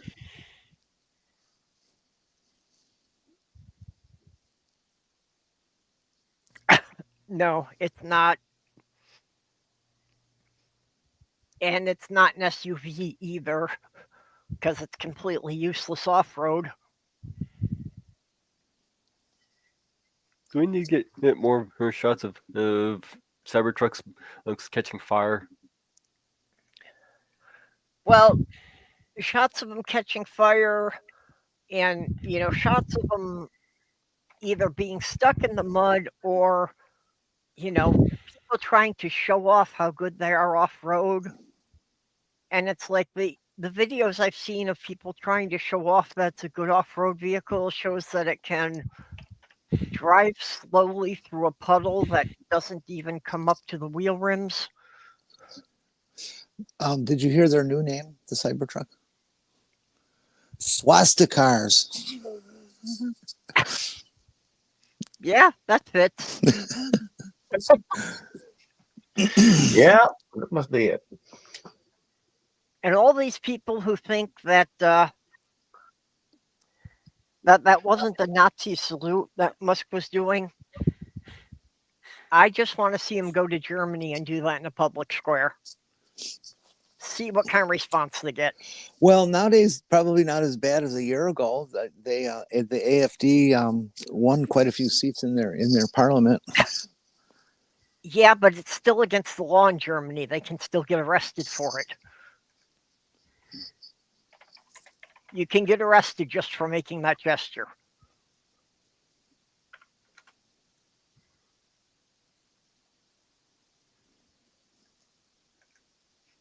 Because unlike America, after World War II, Germany kind of learned their lesson and, decided that there was about a decade of their history they shouldn't be proud of.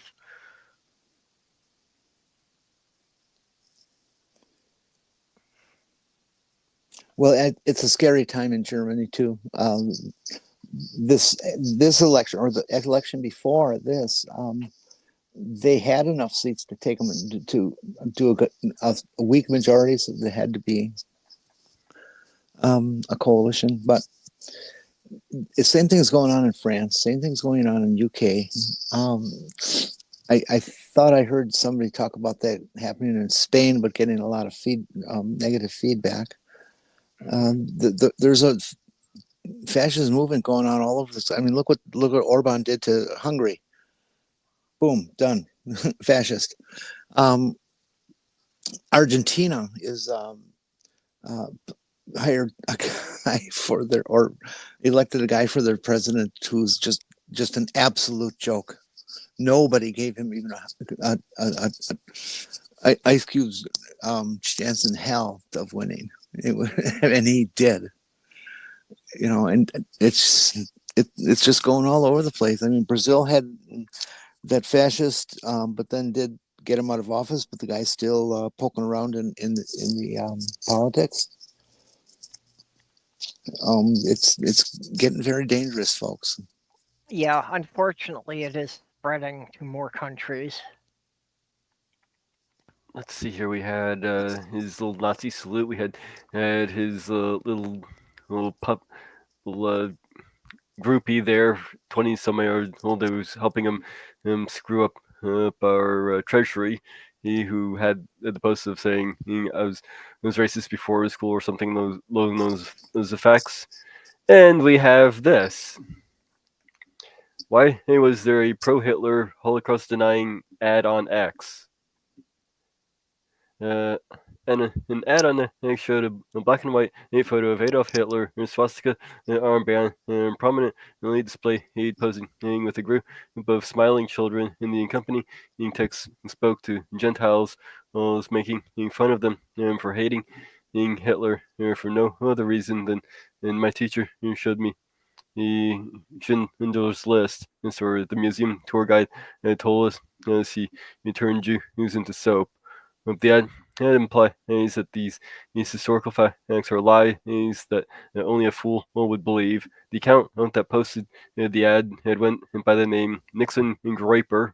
Why am I not surprised it would be Groiper? Referencing Richard Nixon as well as the Groiper is a neo-Nazi group started by notorious misogynist and anti-Semite Nick Schwann. And as he was, if you're not familiar with who that is, that would be the asswipe who was saying, "Your body, my choice." Your body, my wood chipper. Pro-Hitler, pro-Nazi, and other anti-Semitic content has become increasingly common on X since Elon Musk took over the social media platform. What a surprise! I mean, why would that happen with the guy doing Nazi salutes? Yep. Oh, well, he's giving his heart out to people. Oh yeah. The video is rendered. Can I upload it with the black screen? Yeah. Okay. You just do present and do video file. Well, and as Cirrus pointed out, there are other There it goes. videos. Okay, hold on.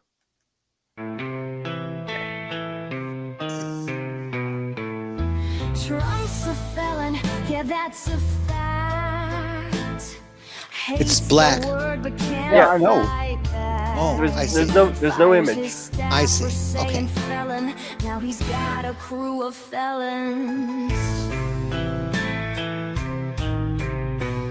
Felon Musk, the co-felon king, dreams of ruling everything.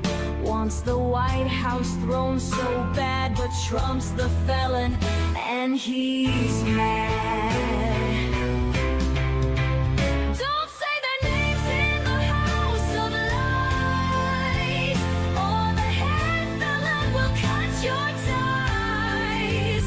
Peter Felon, Navarro, Charles Felon, Kushner, Steve Bannon, Michael Felon, Paula Manafort. His cabinet with all felons in it.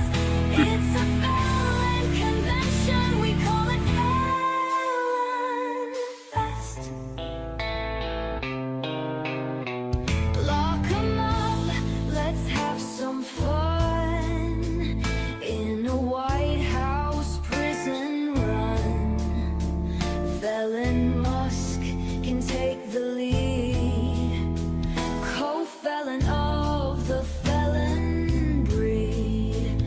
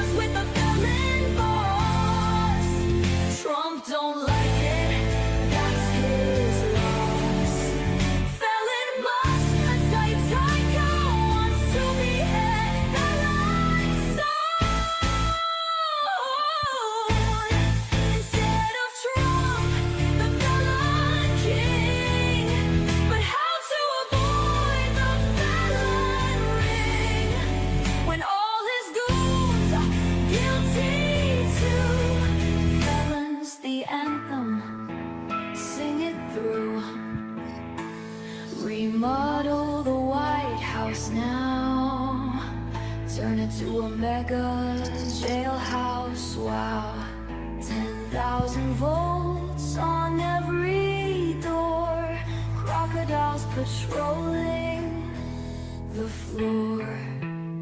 Break.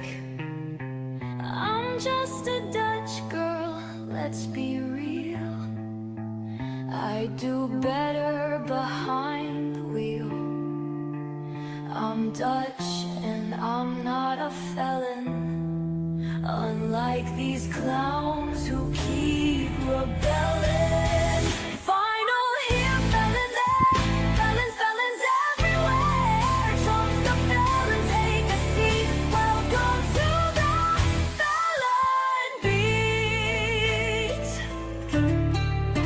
I'm just a Dutch girl, let's be real.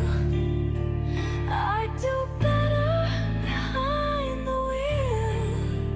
I'm Dutch and I'm not a felon, unlike these clowns who keep rebelling. That's it.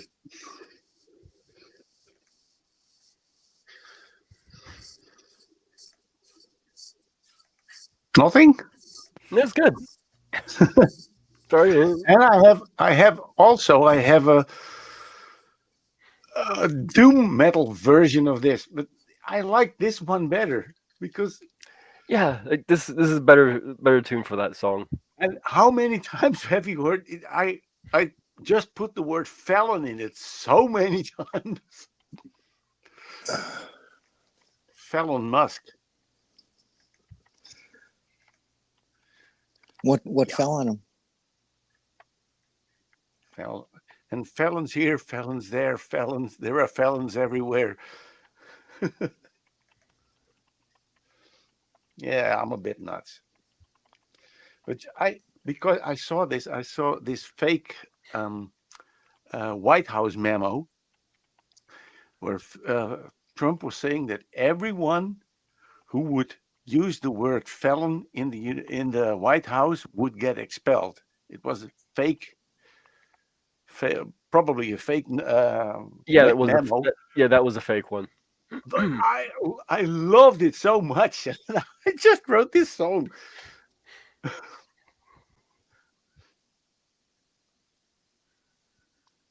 Oh, only it misses a little bit the names of his cabinet. So when I have put it on the internet, I need to have subtitles under it again. I was busy. I had too many other things to do. Perp, are you considering that, or the likelihood that you're going to get bounced from federal housing? I am very worried about that because if they manage to cancel the rent subsidy I get, I'm going to be living in my van. There's no way I can afford a place. If anybody on the chat there voted for Trump, Yeah, well, that's get a why really miserable death, painful, long, all that good stuff. Yeah, that's why, dog. I really object to you saying that I'm middle class just because I have a roof over my head. No.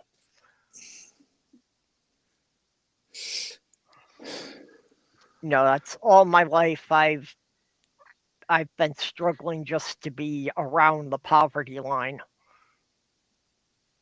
So, mommy, it's 3 kittens, You know, kitties. You know what would do the trick if the Speaker of the House, felon Musk, and Trump, and the what was his vice president, JD Vance. JD Vance, were in the White House and they ate something like Ebola pie. Yeah, how about not talking that way anymore? You jeopardize everybody here on panel when you talk like that. They're hunting for people who are miscreants, and we certainly qualify as that. So don't be even hinting at things that could be threatening. Just don't. They listen all the time. Mm-hmm.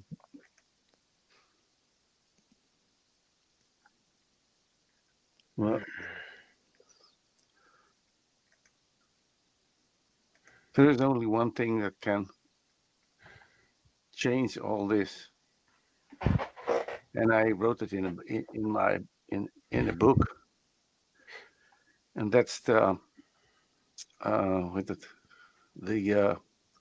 an eruption of Yellowstone.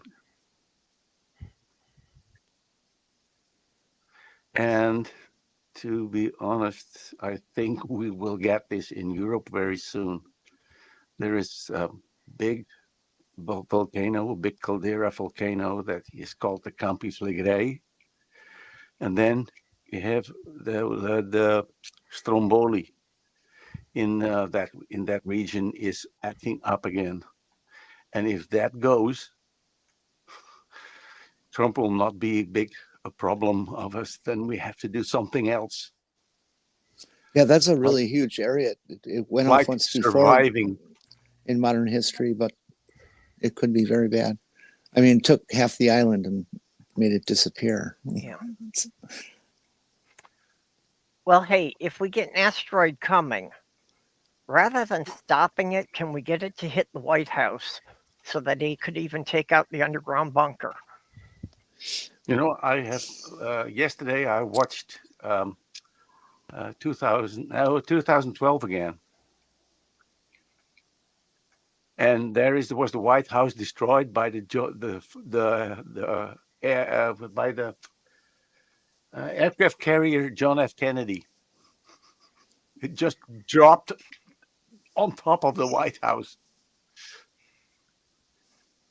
and it is Roland Emmerich made this film, and he also made this other film like Independence Day, and there the White House was obliterated by just some kind of beam, and I don't know who it was. If it was like with Clinton sitting next to him at the premiere, or it was Obama, and Clinton whispered, or this president whispered in his ear, "Just as good. I like it." And there's another. Roland Emmerich always destroys the White House in some way. And Day After Tomorrow, it's also, yeah. But it would be something. An asteroid.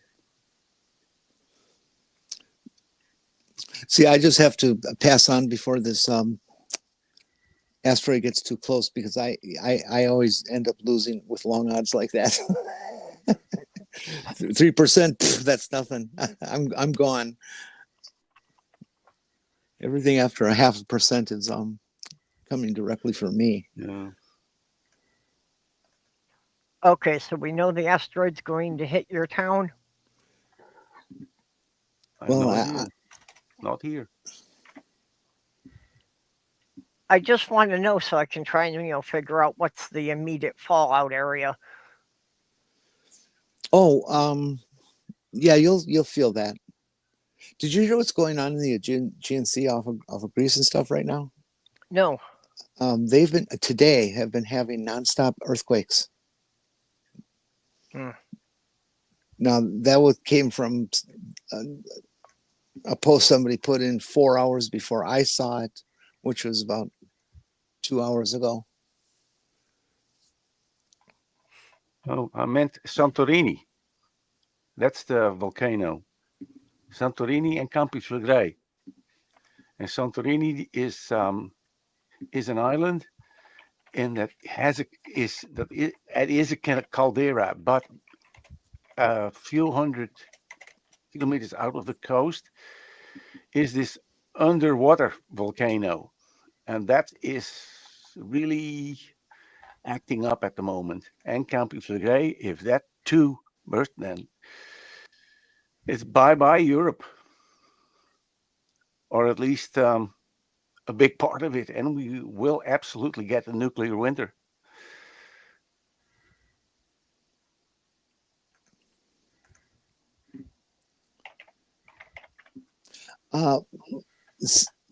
Sinister, it would probably take several days. What? Lake Superior is very big. Yeah. And you better not fall in because you'll freeze to death, even in summer. Yep.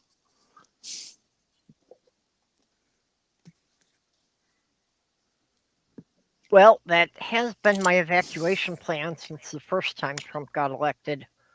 But now I'll have to drive back to Michigan to grab my brother's canoe to row across Superior, which I am still open to doing if somebody on the other side can grant me sanctuary when I get there.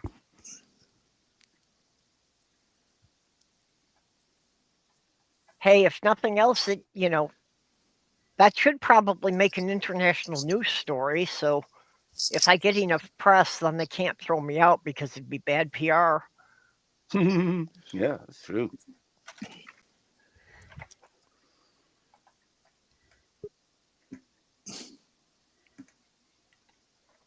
Yeah.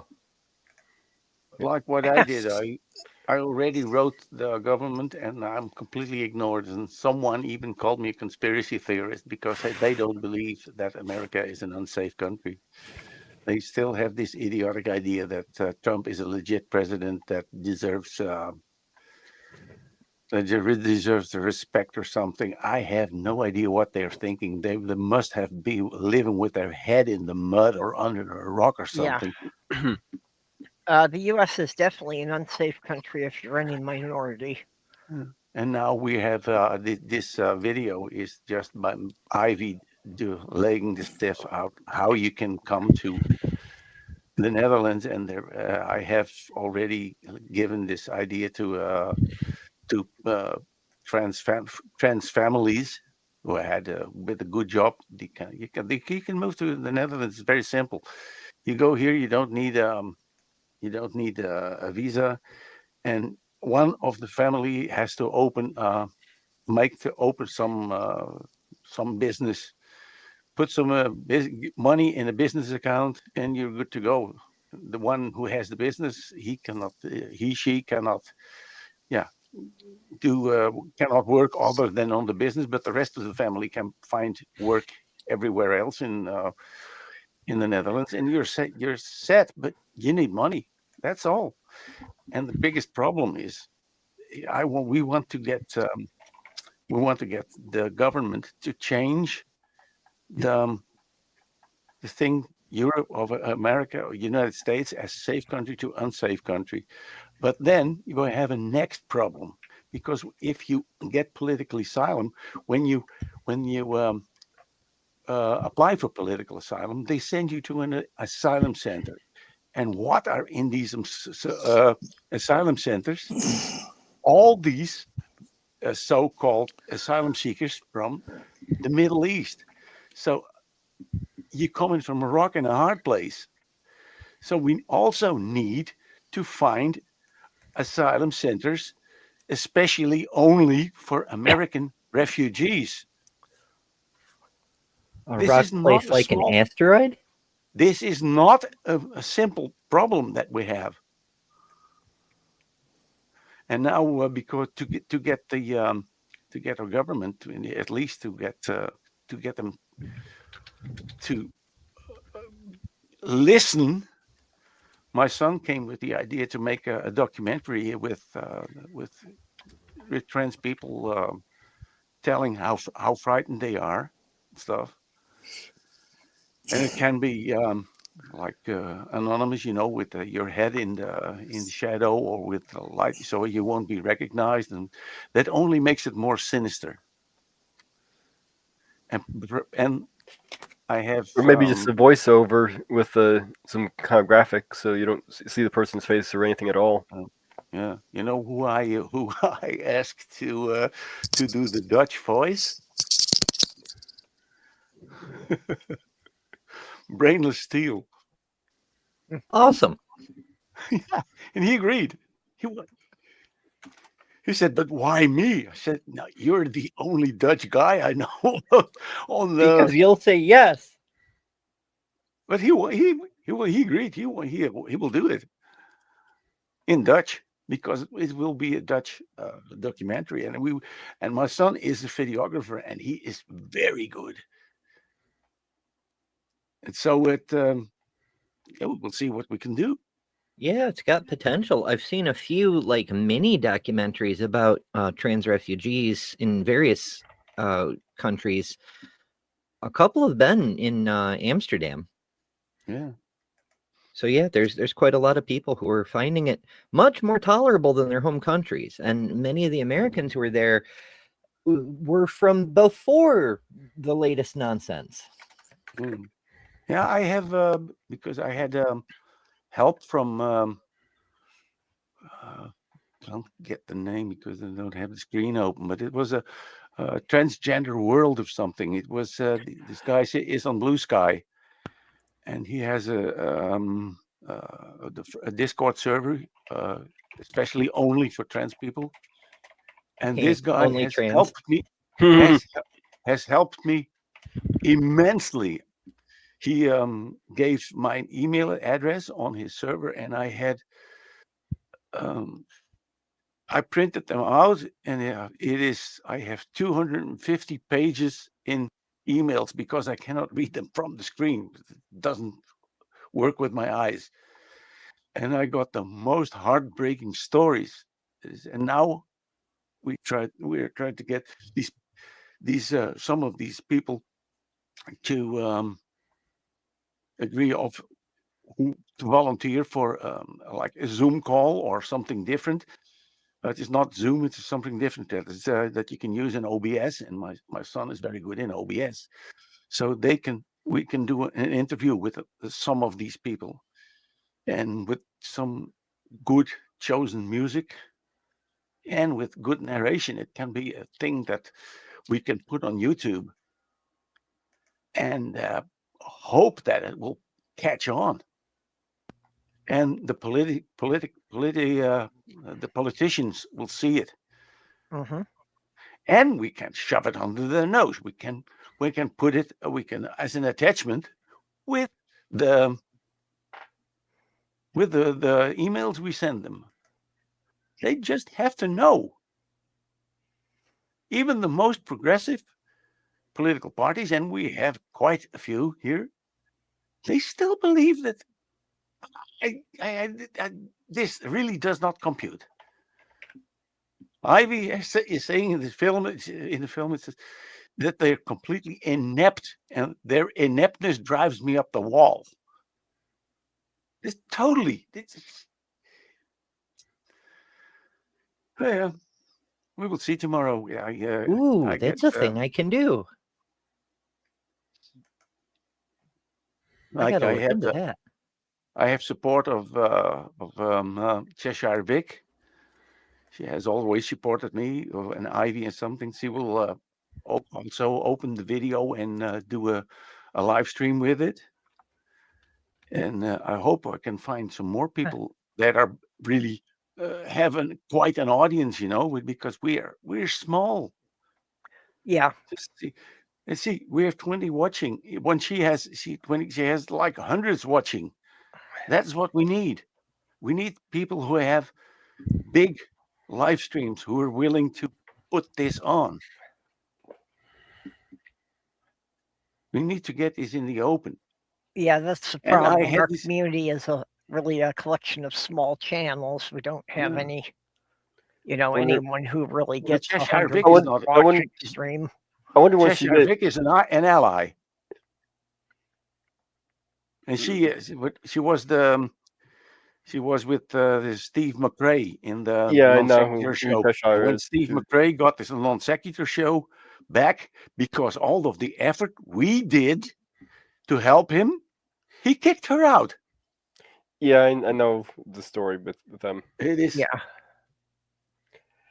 But once you get it together, maybe we can reach out to bigger channels like Aaron Ra or Matt Delahunty or something.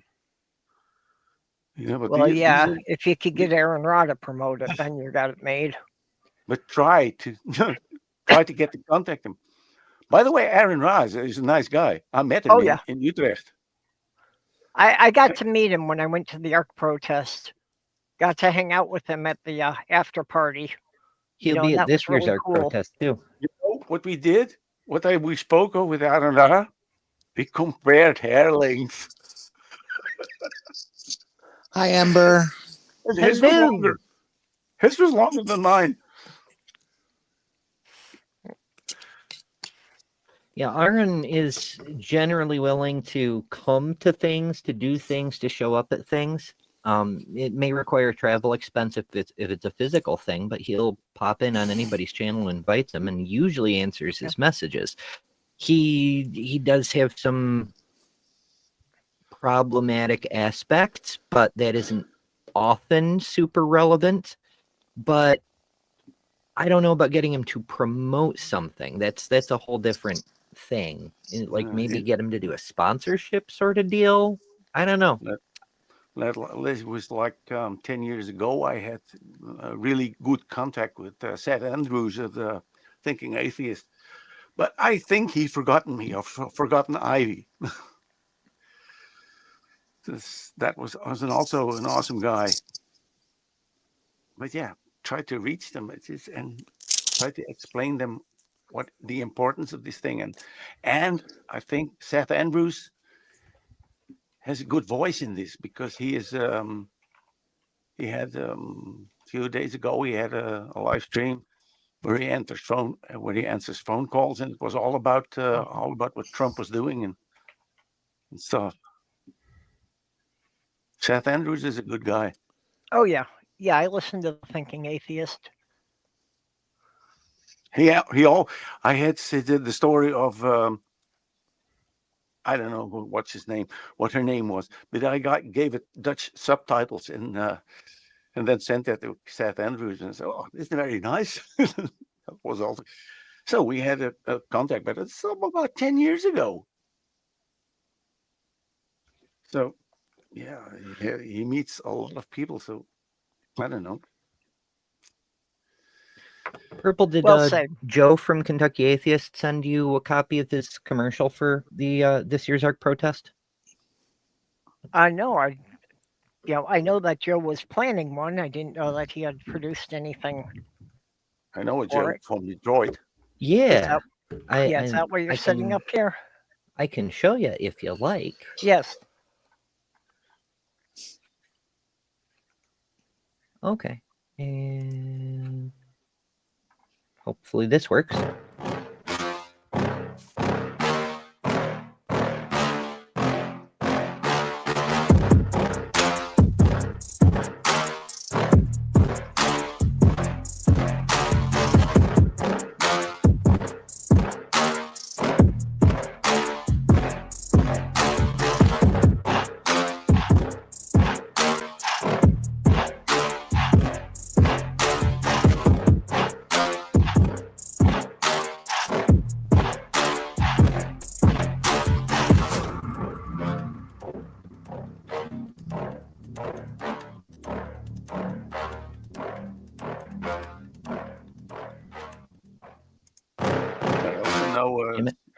That's a great lineup of speakers. Hell yeah. And they're still plotting and scheming. They may add more. I don't know, but yeah, there's a lot of names there. And I'm tickled that John the Skeptic is a circle in the ad. Mm-hmm. I would like to go. It's going to be a matter of, if I can scrape together some extra money by then. Yeah, my always issue the is question for time me off is, from the work. travel expenses. Because Joe and Jess, who made this ad, and Robin Webster all asked me if I could make it, and unfortunately, I already tried to get the time off of work, and it's a no. Although, but I mean, if I have to flee the country before then I won't have work, so maybe. Although, Purpose, if I could maybe pick up somebody along the way to split the gas money, that would certainly make it easier for me to go. I have to drive right through Indiana to get there. But what I'm doing, how do we get contact with bigger YouTubers? I don't know how. Email them. I mean, it depends on the YouTuber, but like, Aaron Ra, for one example, literally just send him an email. That's how Joe got him on his show. That's how I wound up on Aaron's show. I don't have it as his address. It's aaronra@gmail.com. At all? Yeah. Well, and for most of them, if you go to their channel and click on where the description is, click on more, it'll usually give you some links to contact them. And also, seeing as you're just trying to get the message out with this video, who maybe you can ask them to maybe just re-up the video on their channel. Yeah, but I had already had a little bit backlash with doing it with Ivy, because I'm not doing everything with Ivy. Because people might not take it serious, but it's what I do. I cannot do anything else. I cannot go sitting for a camera and try to convince people. That is not what I can do. And I think Ivy, as small as she is, she has more reach than I have. Because Ivy almost has like 350 videos online. No, I think it's fine doing it through Ivy. It's the message you're trying to get out with the video, not so much the theatrics. Yeah, well, and Ivy had done other things that started. I don't remember even what, but it was small, but it started something because,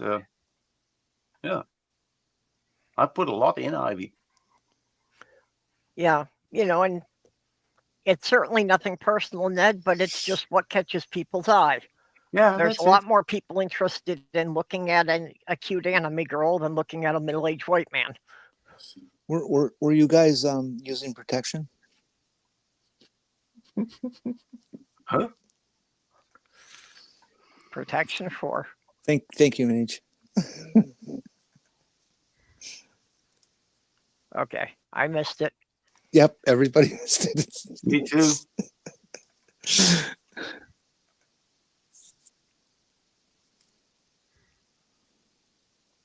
But yeah, I would like to go to the ARC protest. Unfortunately, my budget's gotten even worse because I used to split a lot of expenses with Slothgirl, and now I have to be paying the full amounts myself. So yeah, that does make things harder. I have even less money than I had last year.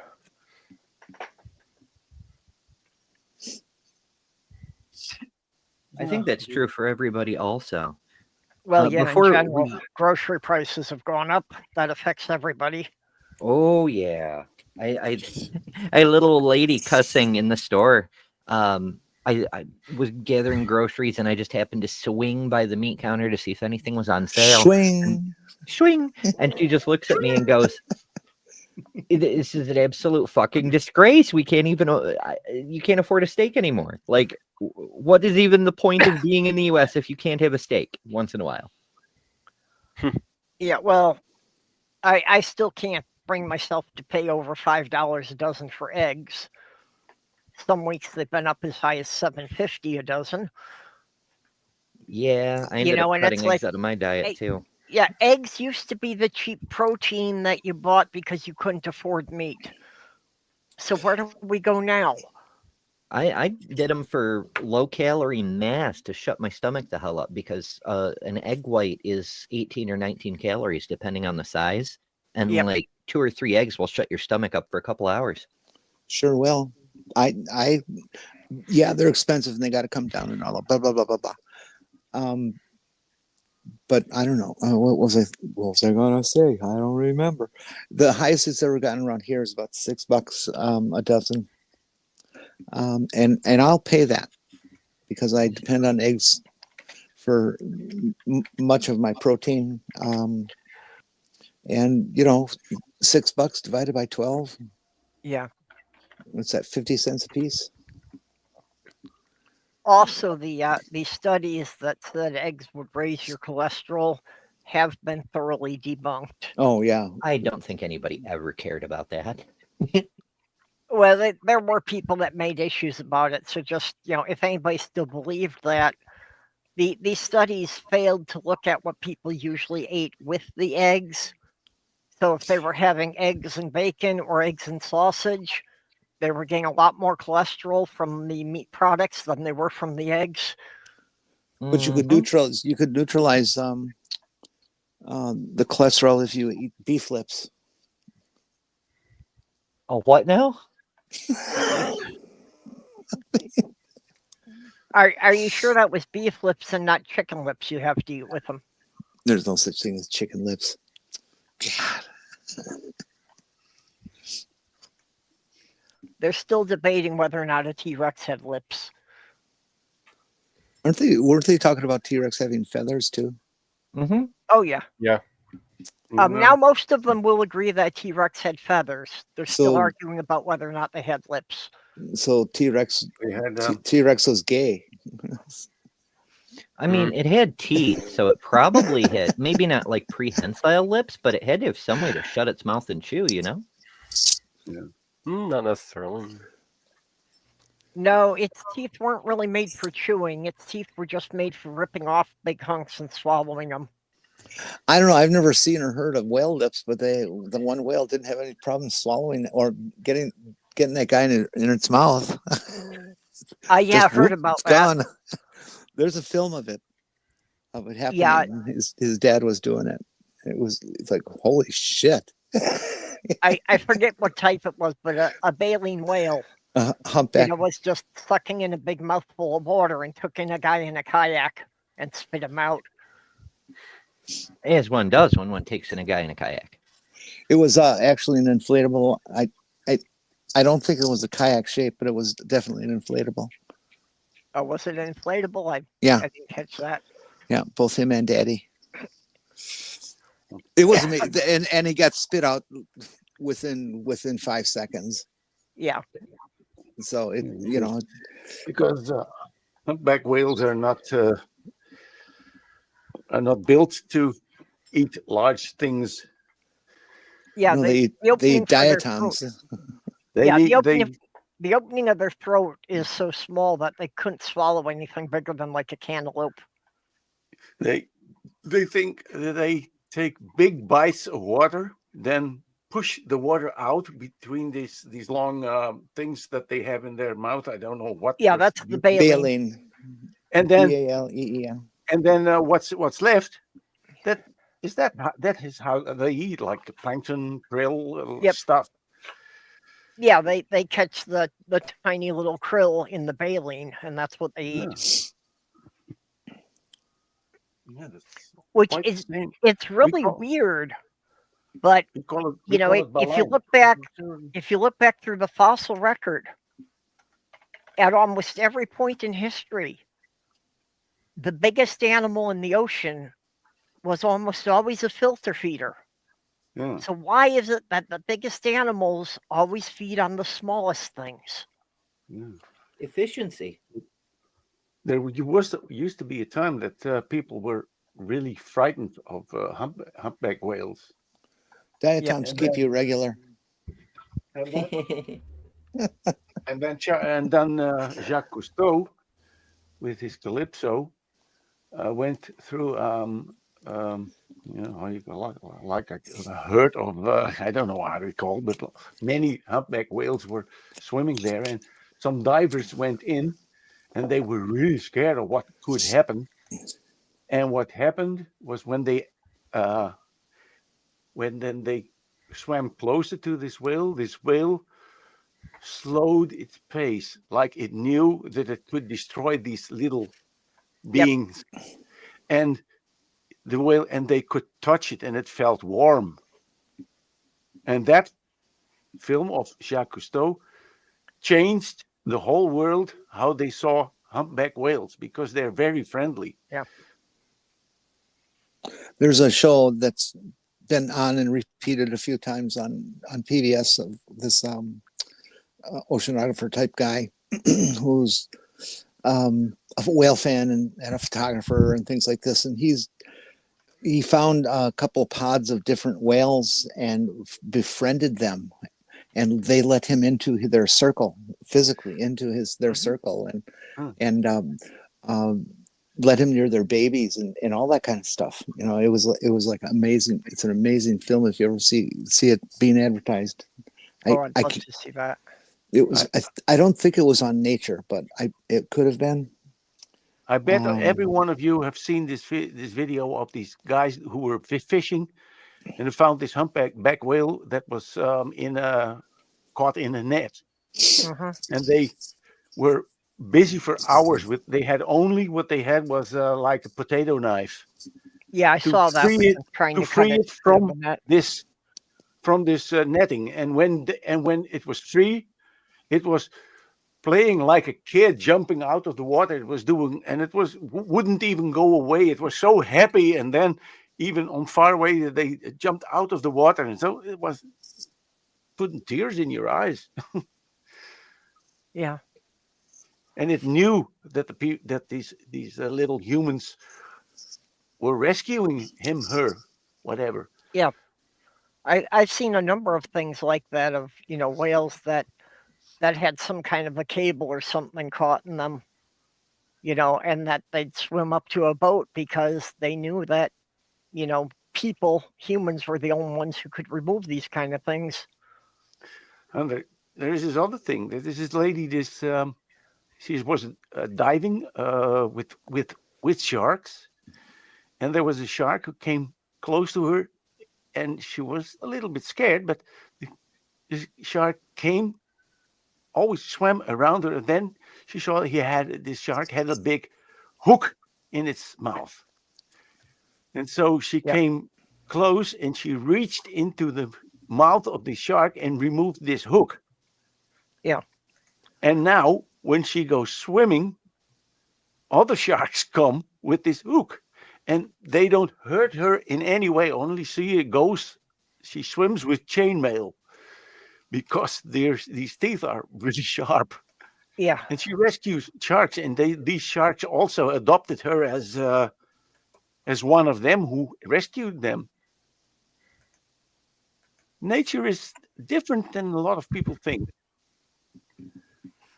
Yeah, and the actual occurrences of sharks attacking humans is very rare, and generally they feel that it's usually the shark making a mistake. They're usually misidentifying the human as something else, like a seal.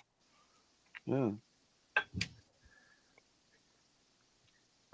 But especially, the most common shark attacks are surfers. Yeah. And they really feel that, because if you look at a surfboard from underneath, that somebody's just got their legs out paddling it and no arms out. It looks like a cheeseburger. That's got pretty much the same silhouette as a seal. Yeah, shark attacks are super rare. Depending on the year, sometimes we'll have 6, sometimes we'll have 11. But you're 10 times more likely to die from a Bic pen. Bic pen? 120-ish people die every year from choking on the pen caps of a Bic pen they were chewing on. So those pens are 10 times more deadly than great white sharks. I have a few of these pens here. Yeah, every year cows kill more people than sharks. Cows hardly ever kill sharks. That's true. No, but I think in the U.S. that the average is like 7 shark attacks per year. And when you consider how many thousands of people go swimming in the ocean, that's an infinitesimal percentage. I think if you take the time and write Donnie a letter about that he'll definitely ban the sharks from doing that. Oh, yes. You do that through executive order. He'll write an executive order to ban sharks from coming into U.S. territorial waters. That's right. We have to protect the swimmers in the Gulf of America. Yep. I love the memes that are being put together from Gulf of America, Gulf of Fragile Masculinity, Gulf of Southern Nose Pickers. So just really raw stuff. And it just keeps going on and on. What a rube this guy is. Oh, man. Oh, I'm going to change its name. Oh no, you're not. It's been Gulf Yeah, of Mexico since the people in other 1550. countries who make maps are not going to go along with this. Yeah, No. I'm guessing that's what he was expecting. That if you change the name here, then it applies to the whole world. Yeah, I'm a I'm little sure he expects everyone in Europe to change it. I'm a little annoyed that Google and Apple and MapQuest and some others all bent over and changed the name on Ah. their. MapQuest did not. MapQuest has resisted this and refuses to change it. And that's why MapQuest isn't allowed in the White House press briefings. I have to go for a few minutes. I have to go get my the battery from my motorcycle from the charger. Be back. Okay. Yeah, I got to go soon too. I'm in between doing noisy things. Okay. Well, Ember, you had done. Me too, but the vibrator finally broke. Well, damn it. You know, you can get a new one with the friend had Adam and PRE and TL 6 movies, 3 free gifts, and free shipping on the whole order. Ember, Yeah. you had been doing a fundraiser with Commander 401. Yeah. Yeah, I wasn't able to get into that, so I kind of wanted some way. I was hoping Commander 401 would show up, but since you're here, you want to explain to people what that was about? Sure. Yeah, Commander is in transit, actually. I just heard from her. Shoot, what time was it? Okay, yeah, 4:50 p.m. Eastern time, so about an hour ago. Okay. But yeah, heading back to the U.S. from the UK. TLDR, Commander's mom is sick with a one of those resistant infections in the UK. Like a MRSA? Something like that, yeah. And she won't behave without one or the other of the kids there. And it's a major problem because they have to get her home, but one of them has to be there with her, and the doctors aren't discharging her, but they can't make her better either. And it's just eating all the money. And Commander's between jobs, partly because of having to go back and forth to the UK over and over. And there's a whole bunch of other things. You can watch the stream if you really want to get into it, but the crux of the matter is that Commander does need any assistance we can help with. Okay. Do you have a link for a GoFundMe or something you can drop in the YouTube chat? She gave me a PayPal and a Cash App. I'll do the PayPal first because the Cash App doesn't work in the UK. But again, she'll be home sometime later today, ideally. But that first link is for the PayPal, which does work in the UK. And okay. Sudam is asking about the UK and NHS, although I have heard there's problems with that, leaving some gaps in payments.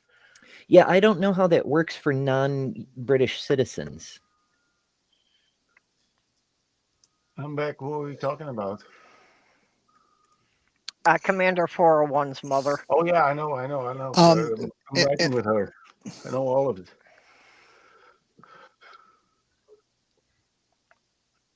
Go ahead, Jenny. I have no idea what I'm doing to. PayPal's just not acting like I'm used to. I heard there's been problems with PayPal lately. I want to know on PayPal how people get it to show their screen name instead of the real name. Could somebody please quote the address for Commander? The PayPal address is, damn it, it moved on me again. PayPal.me. Okay, I'm real slow at typing. .me / C is in Charlie. One at a time, please. I'll let Ember do it. C is in Charlie. C 401. 401. Deep State. DEPS S13e14. Anything after that? Nope.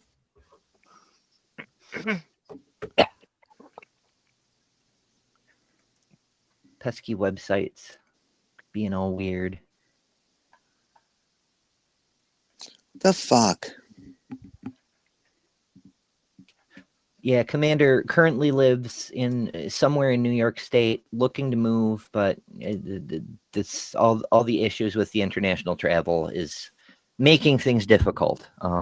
She did get a job offer the other day, but she's not sure if she can take it until this situation is resolved. It's a big fucking oof. Okay, well, just to check it, I did click on the link from the YouTube chat, and it does bring me to it. So that the PayPal link in the YouTube chat is working. Jenny, you could always come back and look at the stream later at the timestamp 4:47, and you'll see the link in the side chat then.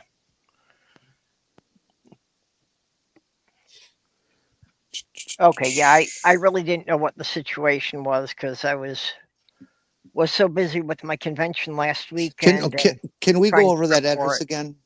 Just I need to make sure because it just keeps rejecting it. PayPal.me/C401 Deep State. Yep. No spaces, if that makes any difference. Just like I said, Nope. heard there's been problems with PayPal lately. Yeah, well, like I said, I went to the YouTube and clicked on it, and it worked from there.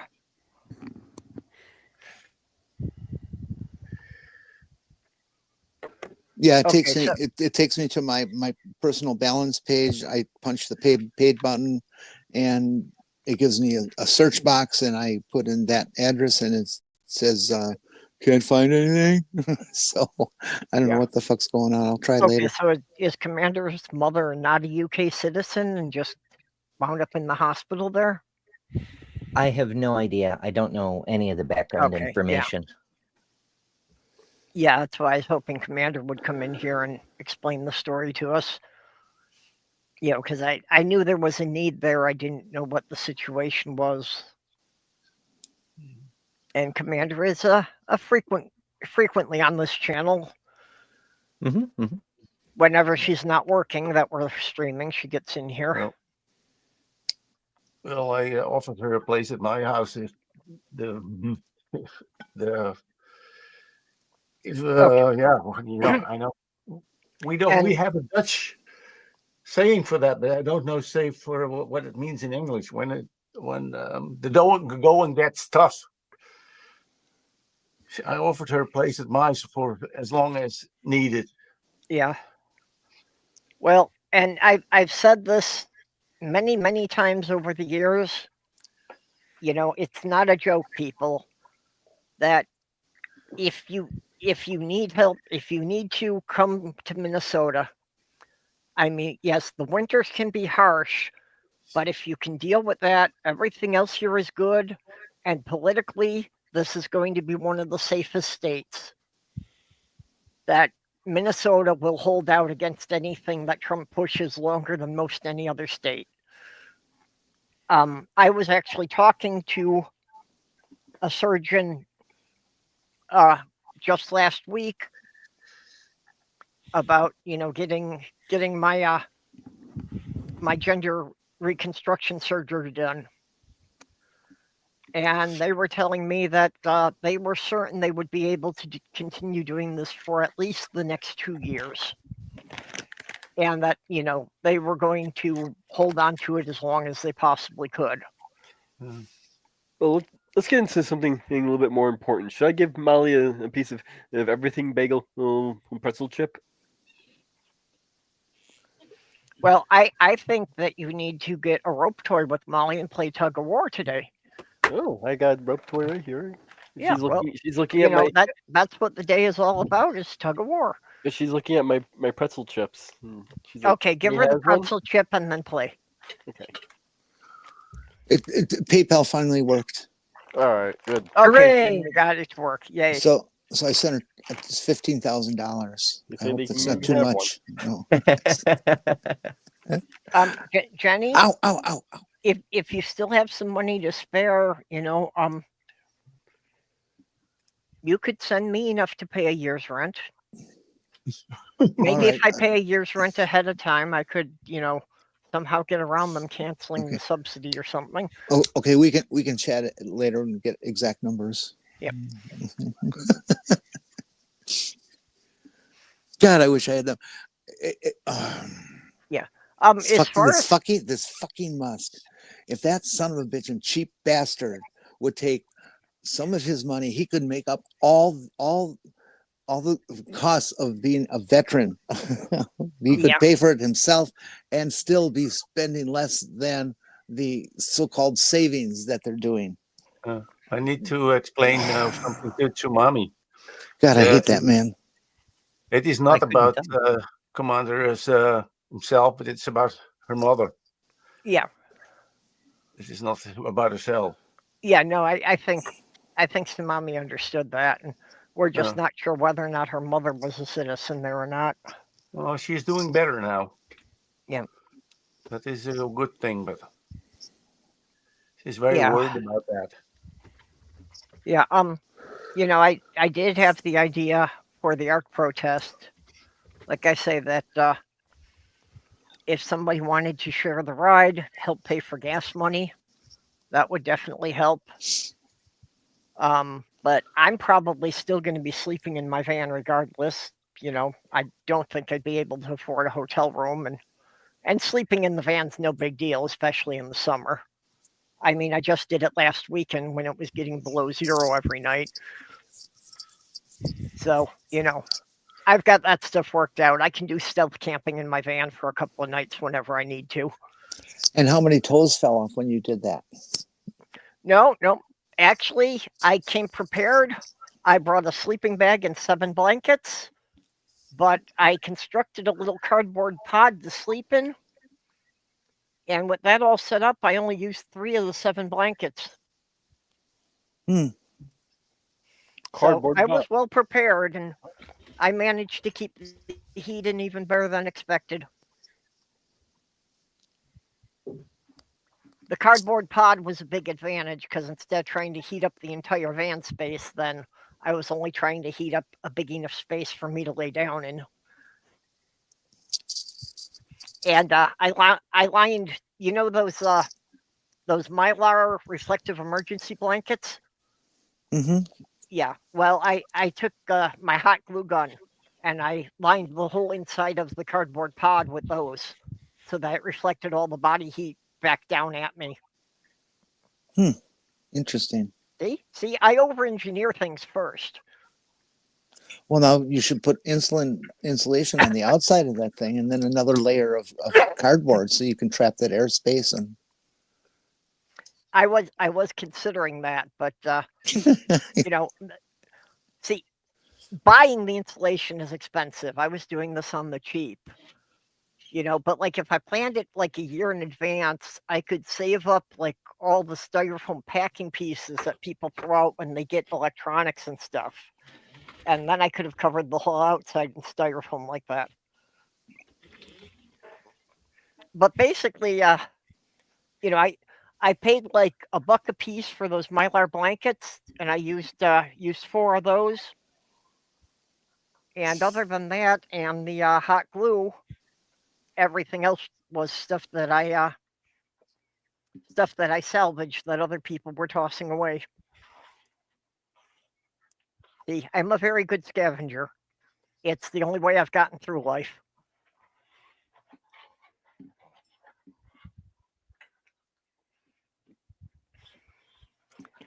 Okay, yeah, Amber, thanks for putting the link to the stream up there.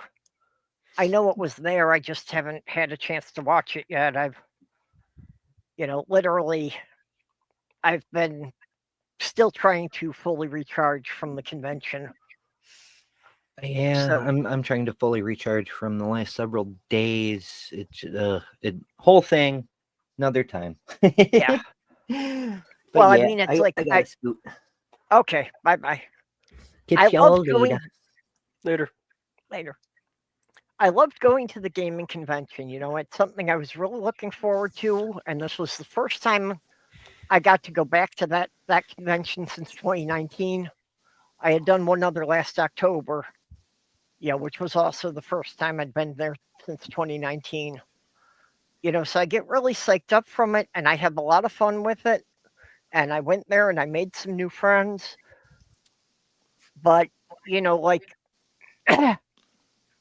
socializing continuously for, 2 full days just takes so much out of me emotionally that, after that, it's not unusual for it to take a full week for me to, just fully recover from just all the emotional energy that I had to expend to do that, to be talking to people all the time. I just, because usually I try to avoid people. The one advantage with the conventions, is I kind of know that's all my tribe. I know that anybody who goes to that kind of convention would not take it badly if I call them a nerd. So it's easier that at least I know it's my kind of people, and I know that more than half the people there are probably autistic.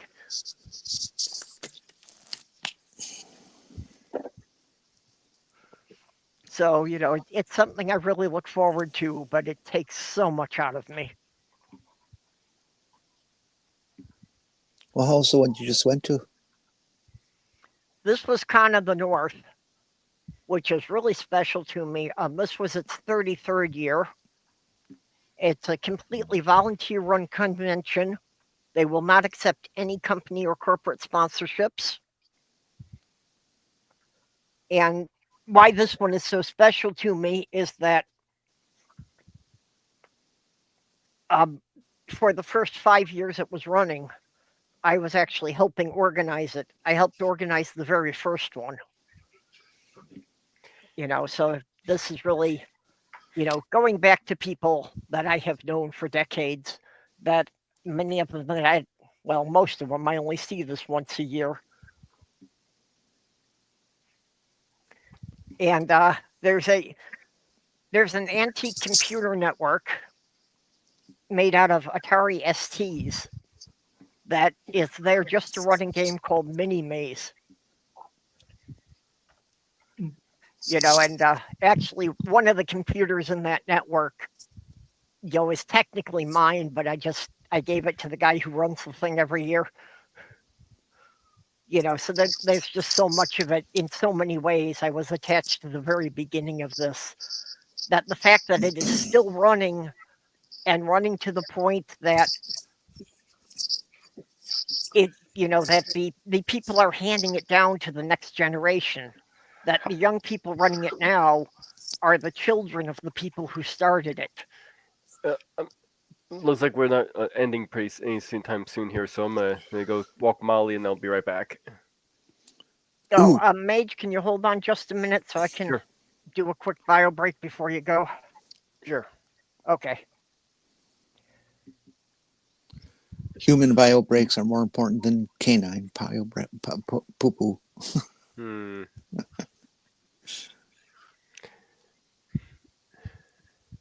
So let's see here. I'm assuming you're compiling my trivia for Sunday's show. Okay. Well, tell us what you got. You gotta wait for Sunday. Oh. For Sunday's show.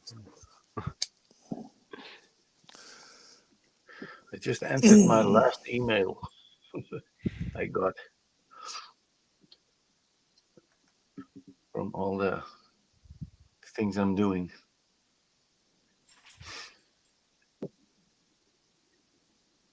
All the lifeline for transgenders to the Netherlands thing. I get so many emails. I never had this much. Hey, Porpoise, I could come in on Friday and you can call me names for an hour.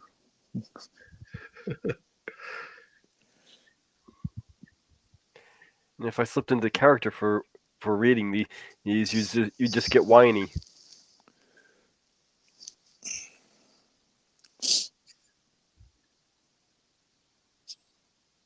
Oh, I saw this. I think it was on TikTok, or was it on YouTube? I don't remember. Guy built a clock. He built it out of what that printer that prints solid objects called again? Hello, I'm 3D asking for help. The 3D printers. Yes, thank you. He built the clock. He designed it. He built all the parts on the machine. They all fit together. Appears to be very well. And it's this machine that takes marbles, black and white marbles, and it sorts them, and it puts them down the correct chute and in the correct quantity, so that every minute the time changes from one set of marbles to the next. And it's just amazing how it goes. I want one really bad, but I'm sure I can't afford that. So if you can imagine, let's see, what did he say? There are 8 rows of marbles are the screen size for height, Yep. anyways. Hey, Sammy. Yeah, Jenny, I love those marble clocks too. I've seen a couple of them actually built out of Lego, which would be really cool, but I've never found anybody who actually had instructions on how to build one. I'm going to go see if I can find that thing. I'll be back. Okay, thanks, Midge. Like Terminator. Hey, Sammy. Yeah, I'll be back. Ethan just made his most successful attempt so far to kill me.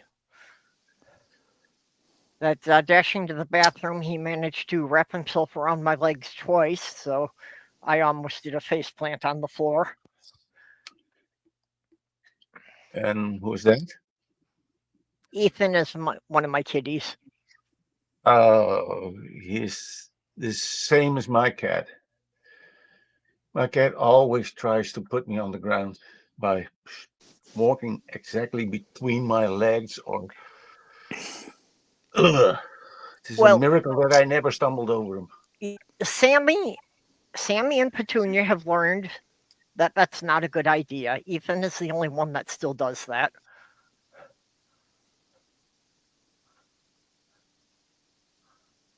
And it's now like 2.5 years old, and it's still not learning. Perp, can you hear me? Yeah. I just put the link to this marble clock in the MidAmerica. Okay. I'm having problems. I can't paste it into YouTube. Something's weird. So if you could advance that so others can get it. I wondered if we could maybe show it on the air, since Oh yeah. Just give me a minute and I'll pull it up. No, instantly. Come on. Now. No, you know how slow I am on the keys.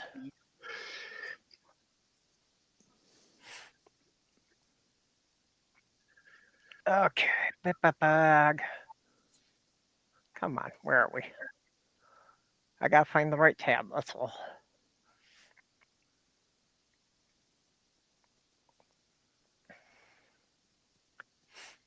I am glad about one thing. StreamYard finally got smart about the idea that it made sharing the audio the default.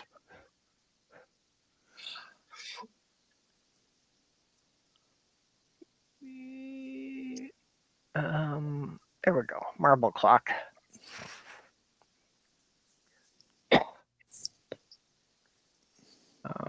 And yeah, I've always got to do the at the stage. The whole thing wouldn't be interesting to people who are not into building shit and the machines and stuff. But if you are, so you'd love it. I'll probably skip ahead some. Can you make it bigger? Actually, at the moment, I'm trying to find where it went to. Which tab is it under?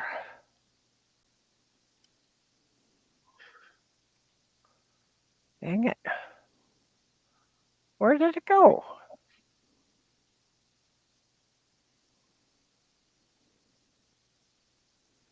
Now I can't even find the tab to start the stupid thing. Well, repeat the process.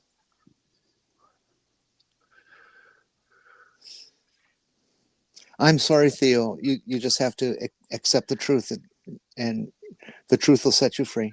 Come on. Yeah, the truth is that I'm incompetent. Mage, could you grab that link from the DM? I don't know what's going on here. Yeah, how did I manage to? I mean, where did it open the tab that I'm not seeing it now?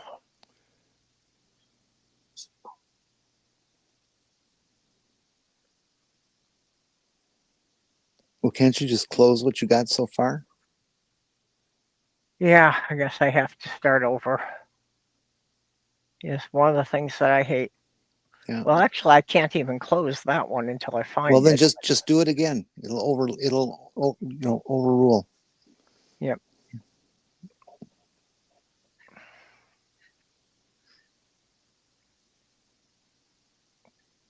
Okay. Pip. No, right. You put the tab from. Okay. Yep, I got. See, people, this show just falls apart without Mage here. You know, don't think I ever know what I'm doing.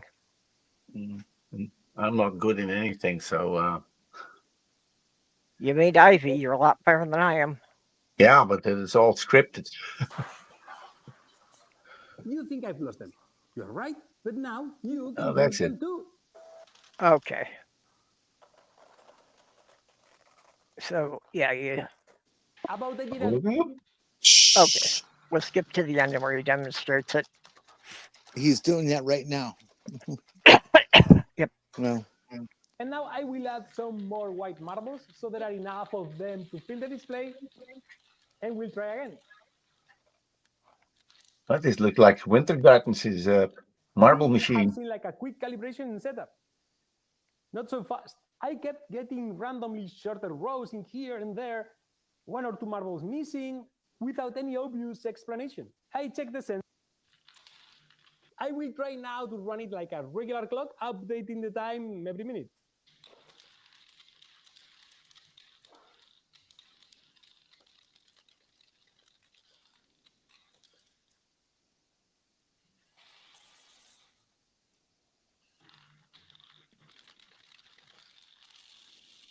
Yeah, Like still a having digital problems clock. here. Underwhelming, I know. I've set up. well, he straightens that out, of course, and Yeah, here you go. it's Here you can see it. It's a very complex clock. So it works, mission accomplished. You may have seen throughout the video that I've changed some of the parts, like this cable clamping here or the exit ramp, because I've been improving the design as I've been testing it. On the 3D model, the different screw lengths are represented by different colors, everything to give you the sensation that this is an easy build. It's a trap. anyways, you can get Marble clocks won't tell 8 times most of the time. Marble clocks don't even look like a clock most of the time because you will just get that little part right in there that requires disassembling it down to the last piece. Working with marbles causes losing them. Marble clock addiction is can you mute it? Marble by this project and Yeah. You can get all the plans to build this at his site. You can go and 3D print your own. Yep. I don't have time of life to do this. Well, that's pretty cool, and that he's made the plans available. Very cool. I love that kind of shit. Yeah. I love lots of marble machines, just stupid little ones that sit on the desk and all they do is make marbles go on a track and up and down and all that. I love those kinds of things. Yes. Have you ever seen Winter Gardens marble machine? I don't think so. Winter garden, but winter got down marble machine. Google over find it on YouTube because it's famous. Work on marbles. It's what can I say? It's great. I can find the link if you want. Sure, I'm not going to try and look for it. I don't know the name or anything. It's hard to Ned, look up stuff. Ned, if you find the link, just put it in the Twitter chat, and Jenny and I can get it from there after the show. Twitter chat? The Twitter group. You know, like if you're yeah, Twitter or in my group. Discord, either way. Yeah, okay, Twitter group. Yeah, just post it into YouTube, and it'll come right here.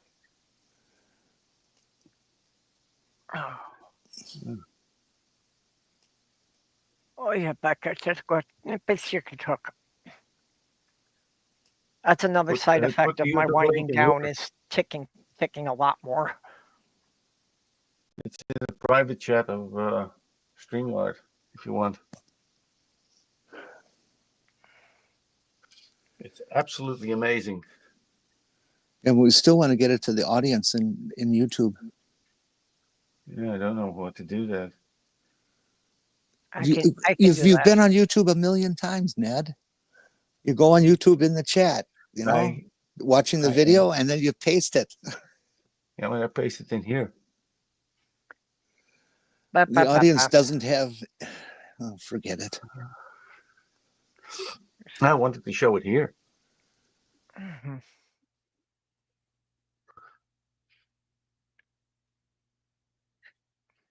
It's really amazing. Wait, what?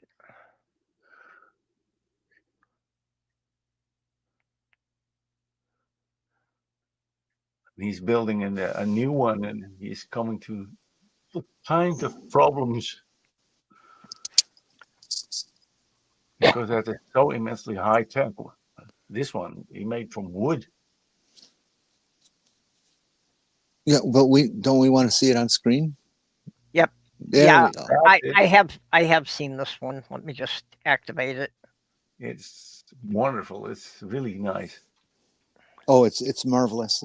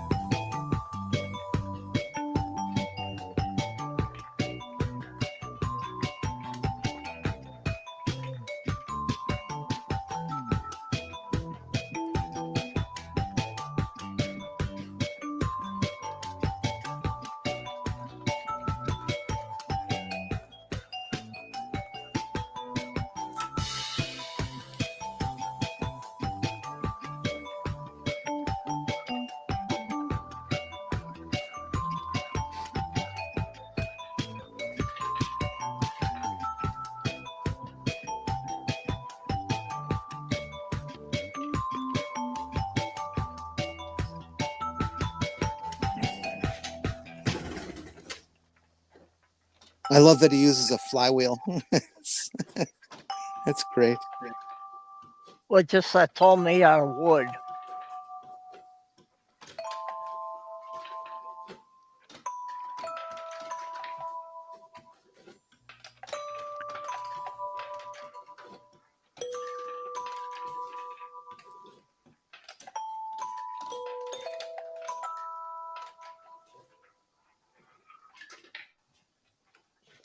And you can see these are real musical artists that, you know, not just anyone could automatically play this thing.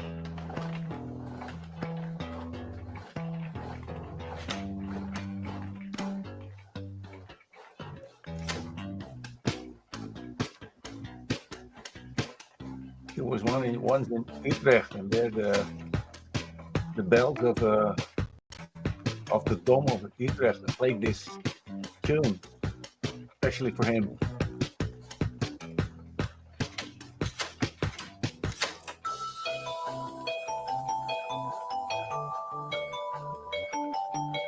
Yeah, that's actually a Lego tread there.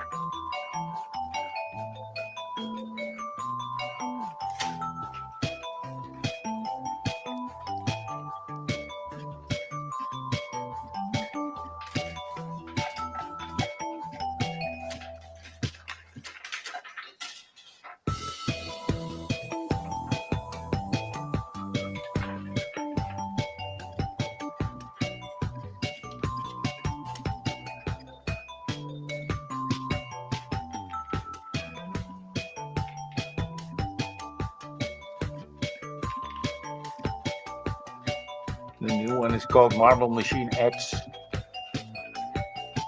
I don't know if he has ever finished it or something.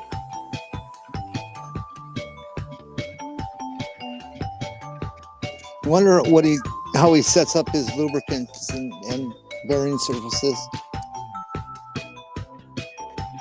This one is in a museum now.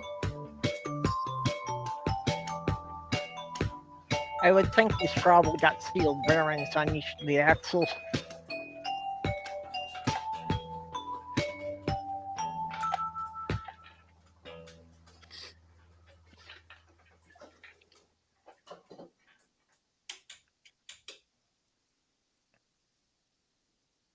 Slick. Yeah, that's really incredible. Did I exaggerate? I also like that guy who builds those machines that walk. Oh yeah. Those gigantic things, they're so funky.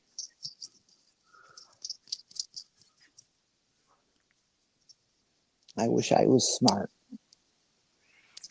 Well, that's like I said, there's a lot of talent involved there, not just, in the woodworking and the mechanics to make the thing, but you could see that he's got to pull levers for different instruments and things. And, so it does take still playing a musical instrument. There is I believe there is a playlist of him making the new marble machine. And I think it's about an 80 videos. So you have to get really in to get to video 50 or 60 when you can see how this machine is developing. And it is. I followed it. I don't even know if he finished it or if he is still working on it. Yeah, and that black belt that was running in there with the little pins in it, that was actually a hell of a lot of pieces that were originally made for the tracks of the Lego bulldozer. But he made it, and it is. I think it's incredible. When I saw it, it is wow! I've seen this video so many times, and the melody is catching.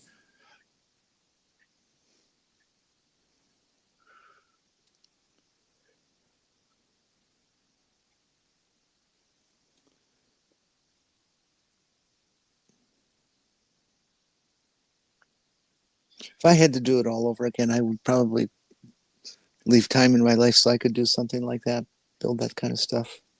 Yeah, well, if I was focus on just one thing. I was just too busy building race cars. Well, see, at least you had something there. You were at least building cars. Yeah. I was always building motorcycles. Wintergarten. But if you just type marble machine, you will find it because there are hundreds of videos about this thing and him building it on YouTube. Just marble machine or marble machine X. That's it. I wish he'd release the plans for it. That would be cool. Oh, he shows exactly how he is building it from in the smallest detail. Yeah. But he has no really blueprints. He makes it up as he goes. Well, I'm sure, yeah, it requires constant adjustments to tune it just right. And then he has a failure in in the marble transport. So he Okay, has to do that all over again. Theo was saying that this was just a funny ad they had about testing their alarm sirens.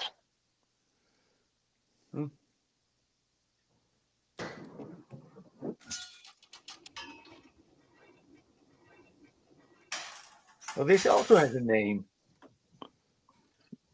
Oh, this is This some kind kind of of Rube machine. Goldberg machine.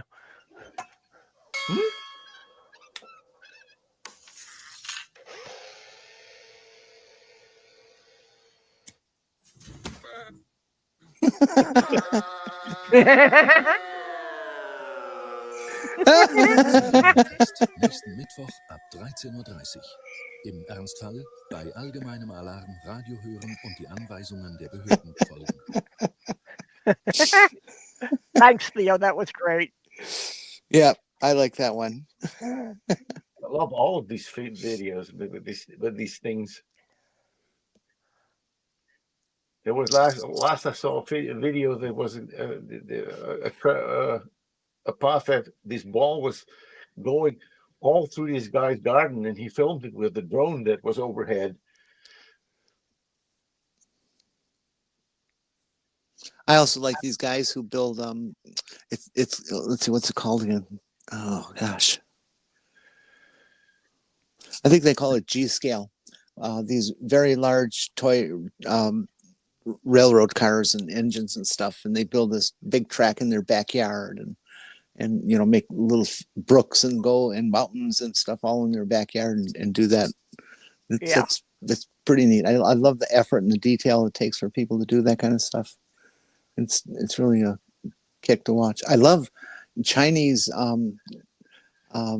carving. I don't know what the formal name of it is, but they carve these statues or dioramas that are vertical, and you know, out of just one chunk, and they just make these houses with shingles and these little bitty people with tools, and it's just wow. It's just mind blowing how detailed they can get. It's like that guy on was it on TikTok or Twitter? I don't remember. He takes a regular pencil and he carves the lead into something. There's one that they show. Oh yeah, where he did a whole train, engine, several cars, caboose. It's that's just the one I saw was the train. Yeah, it's incredible. Yeah, Well, how anybody can work on that tiny scale. I have steady hands, but my hands would be way too shaky for that delicate. There's also this YouTube channel of this guy that makes everything fly. Makes no difference what it is, it flies. Oh, Peter Peter Sirpol or something. Sirpol, I think it is. Yeah, he's pretty cool. He makes everything fly. Yeah, I think he made a toilet fly once. Yeah, and he made the Enterprise fly. Well, lawnmowers, that's old hat doing that. Lawnmowers, yeah. And he made things fly with cordless drills, and he made everything. He did some with leaf blowers. Yeah. Just slap some wings on it and fly. Well, I was gonna say it's something that already does that much thrust. It shouldn't be that hard to get that to fly. This guy makes everything fly. I love this guy. I'm subscribed to him and everything. Every time he has something. Now last thing I saw that was he made this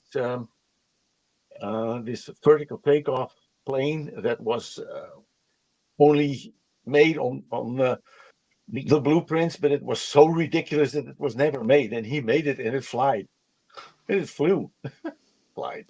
I've seen a number of those projects of people who took planes that were designed in World War II but never built, you know, and then to actually prove that they could have flown. And there is another channel I followed, Shyla Foxlin. She makes all kind of crazy things. and she's really nice in presenting and how she makes it. She makes rockets.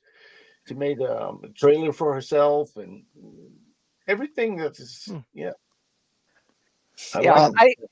I go ahead, Jenny. No, go ahead. I don't want to interrupt the subject. Yeah, I was just gonna say I did dabble with flying model rockets when I was a teenager. I kind of got out of that because, well, when I was like 22 or so, the roommate I had, I started getting ideas of how to weaponize them. That instead of it being a flying rocket, this could easily be a shoulder-mounted anti-personnel weapon.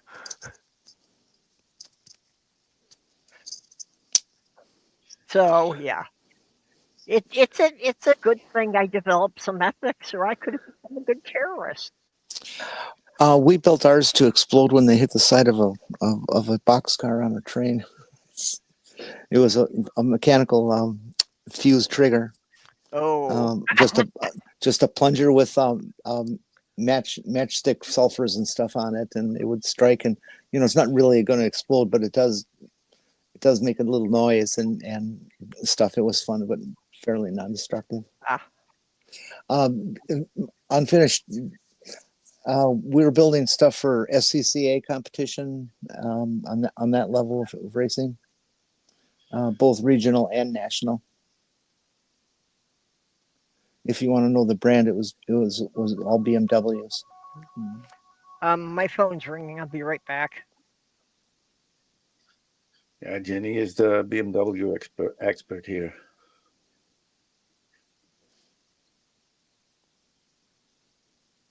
Yeah, go to my PFP on TikTok, and you can see a picture of a car I built, rebuilt.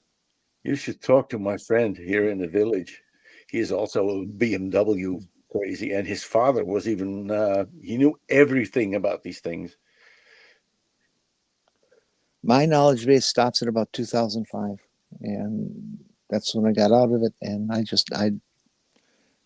never looked back as far as dealing with the new models and stuff. I'm into antiques and vintage. That's about the time that they stopped making good cars. No, that happened with the E36 in 1988. Yeah, but this is when they started with the electronic shit and all these things.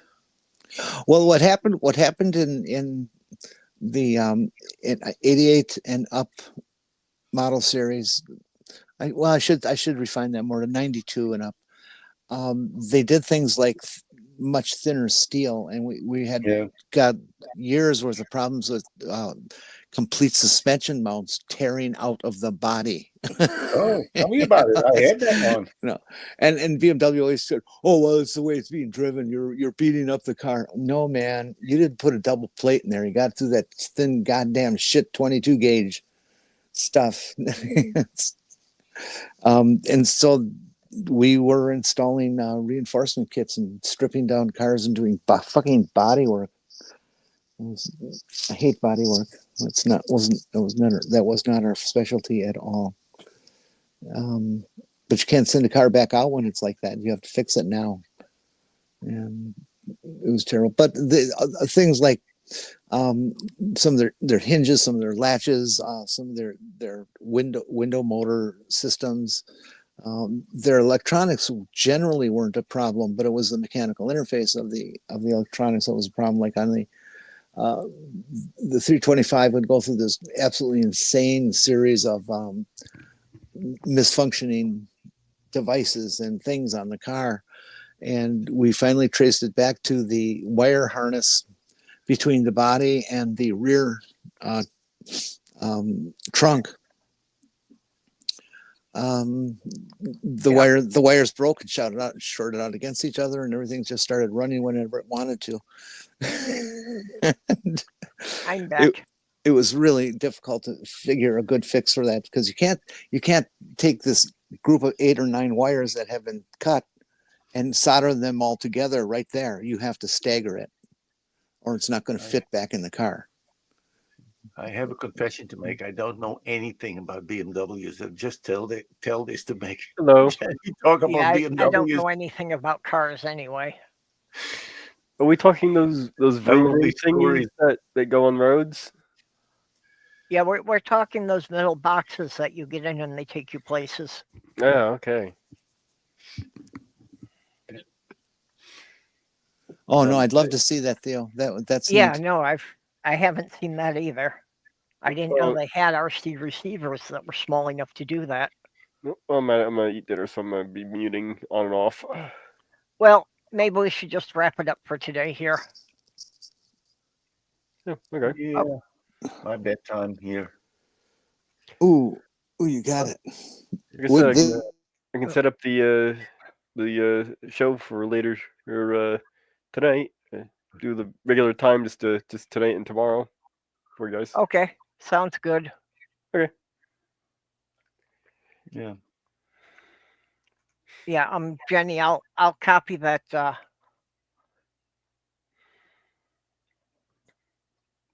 I'll copy that link into the Twitter group so that you can go and check that out later. So it's been online 3.5 hours. Hey, Tammy, you want to go? Yeah, I knew we were over 3 hours here. That's why. Probably time to wrap this up.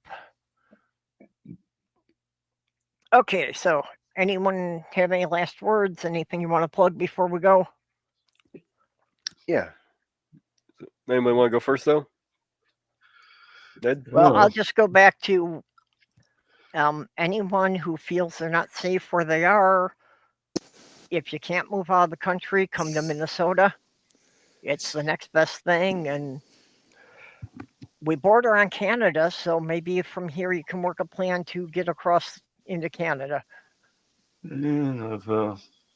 Theo, that was an incredible video. That is what a job that was.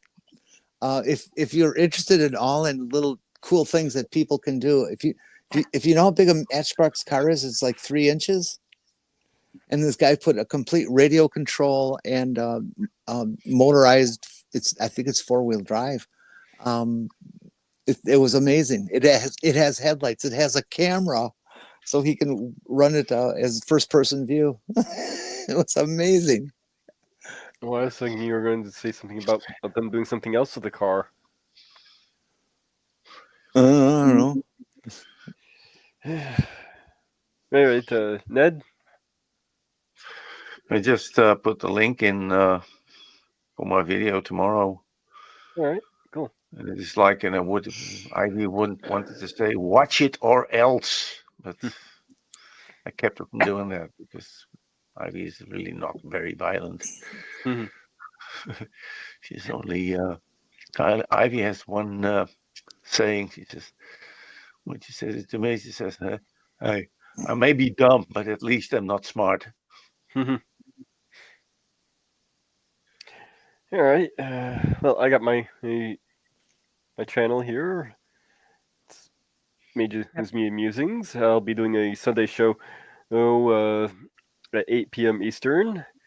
And I like to add in a trivia section. And for the trivia, I'll have a most excellent movie to play to do trivia on. That's the time that I cannot make it because that's smack in the middle of the night for me. If you can't make it, it's going to be up on the channels. You can watch it on replay. Yeah, I usually have to watch it on replay. I have to watch a lot of replay.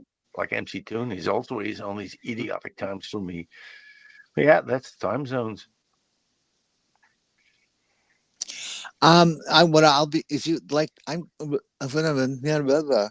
kind of broke these days, so I would appreciate if some of you would come on over and buy some tickets from me so that you can come in and watch an old grandma with one arm and one leg install a TV.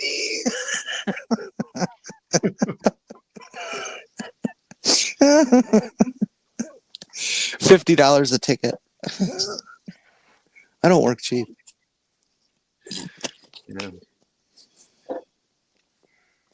Okay, well, If everybody's done, then we will bid you all a good evening, or a good night, or a good morning, depending on what part of the world you're in.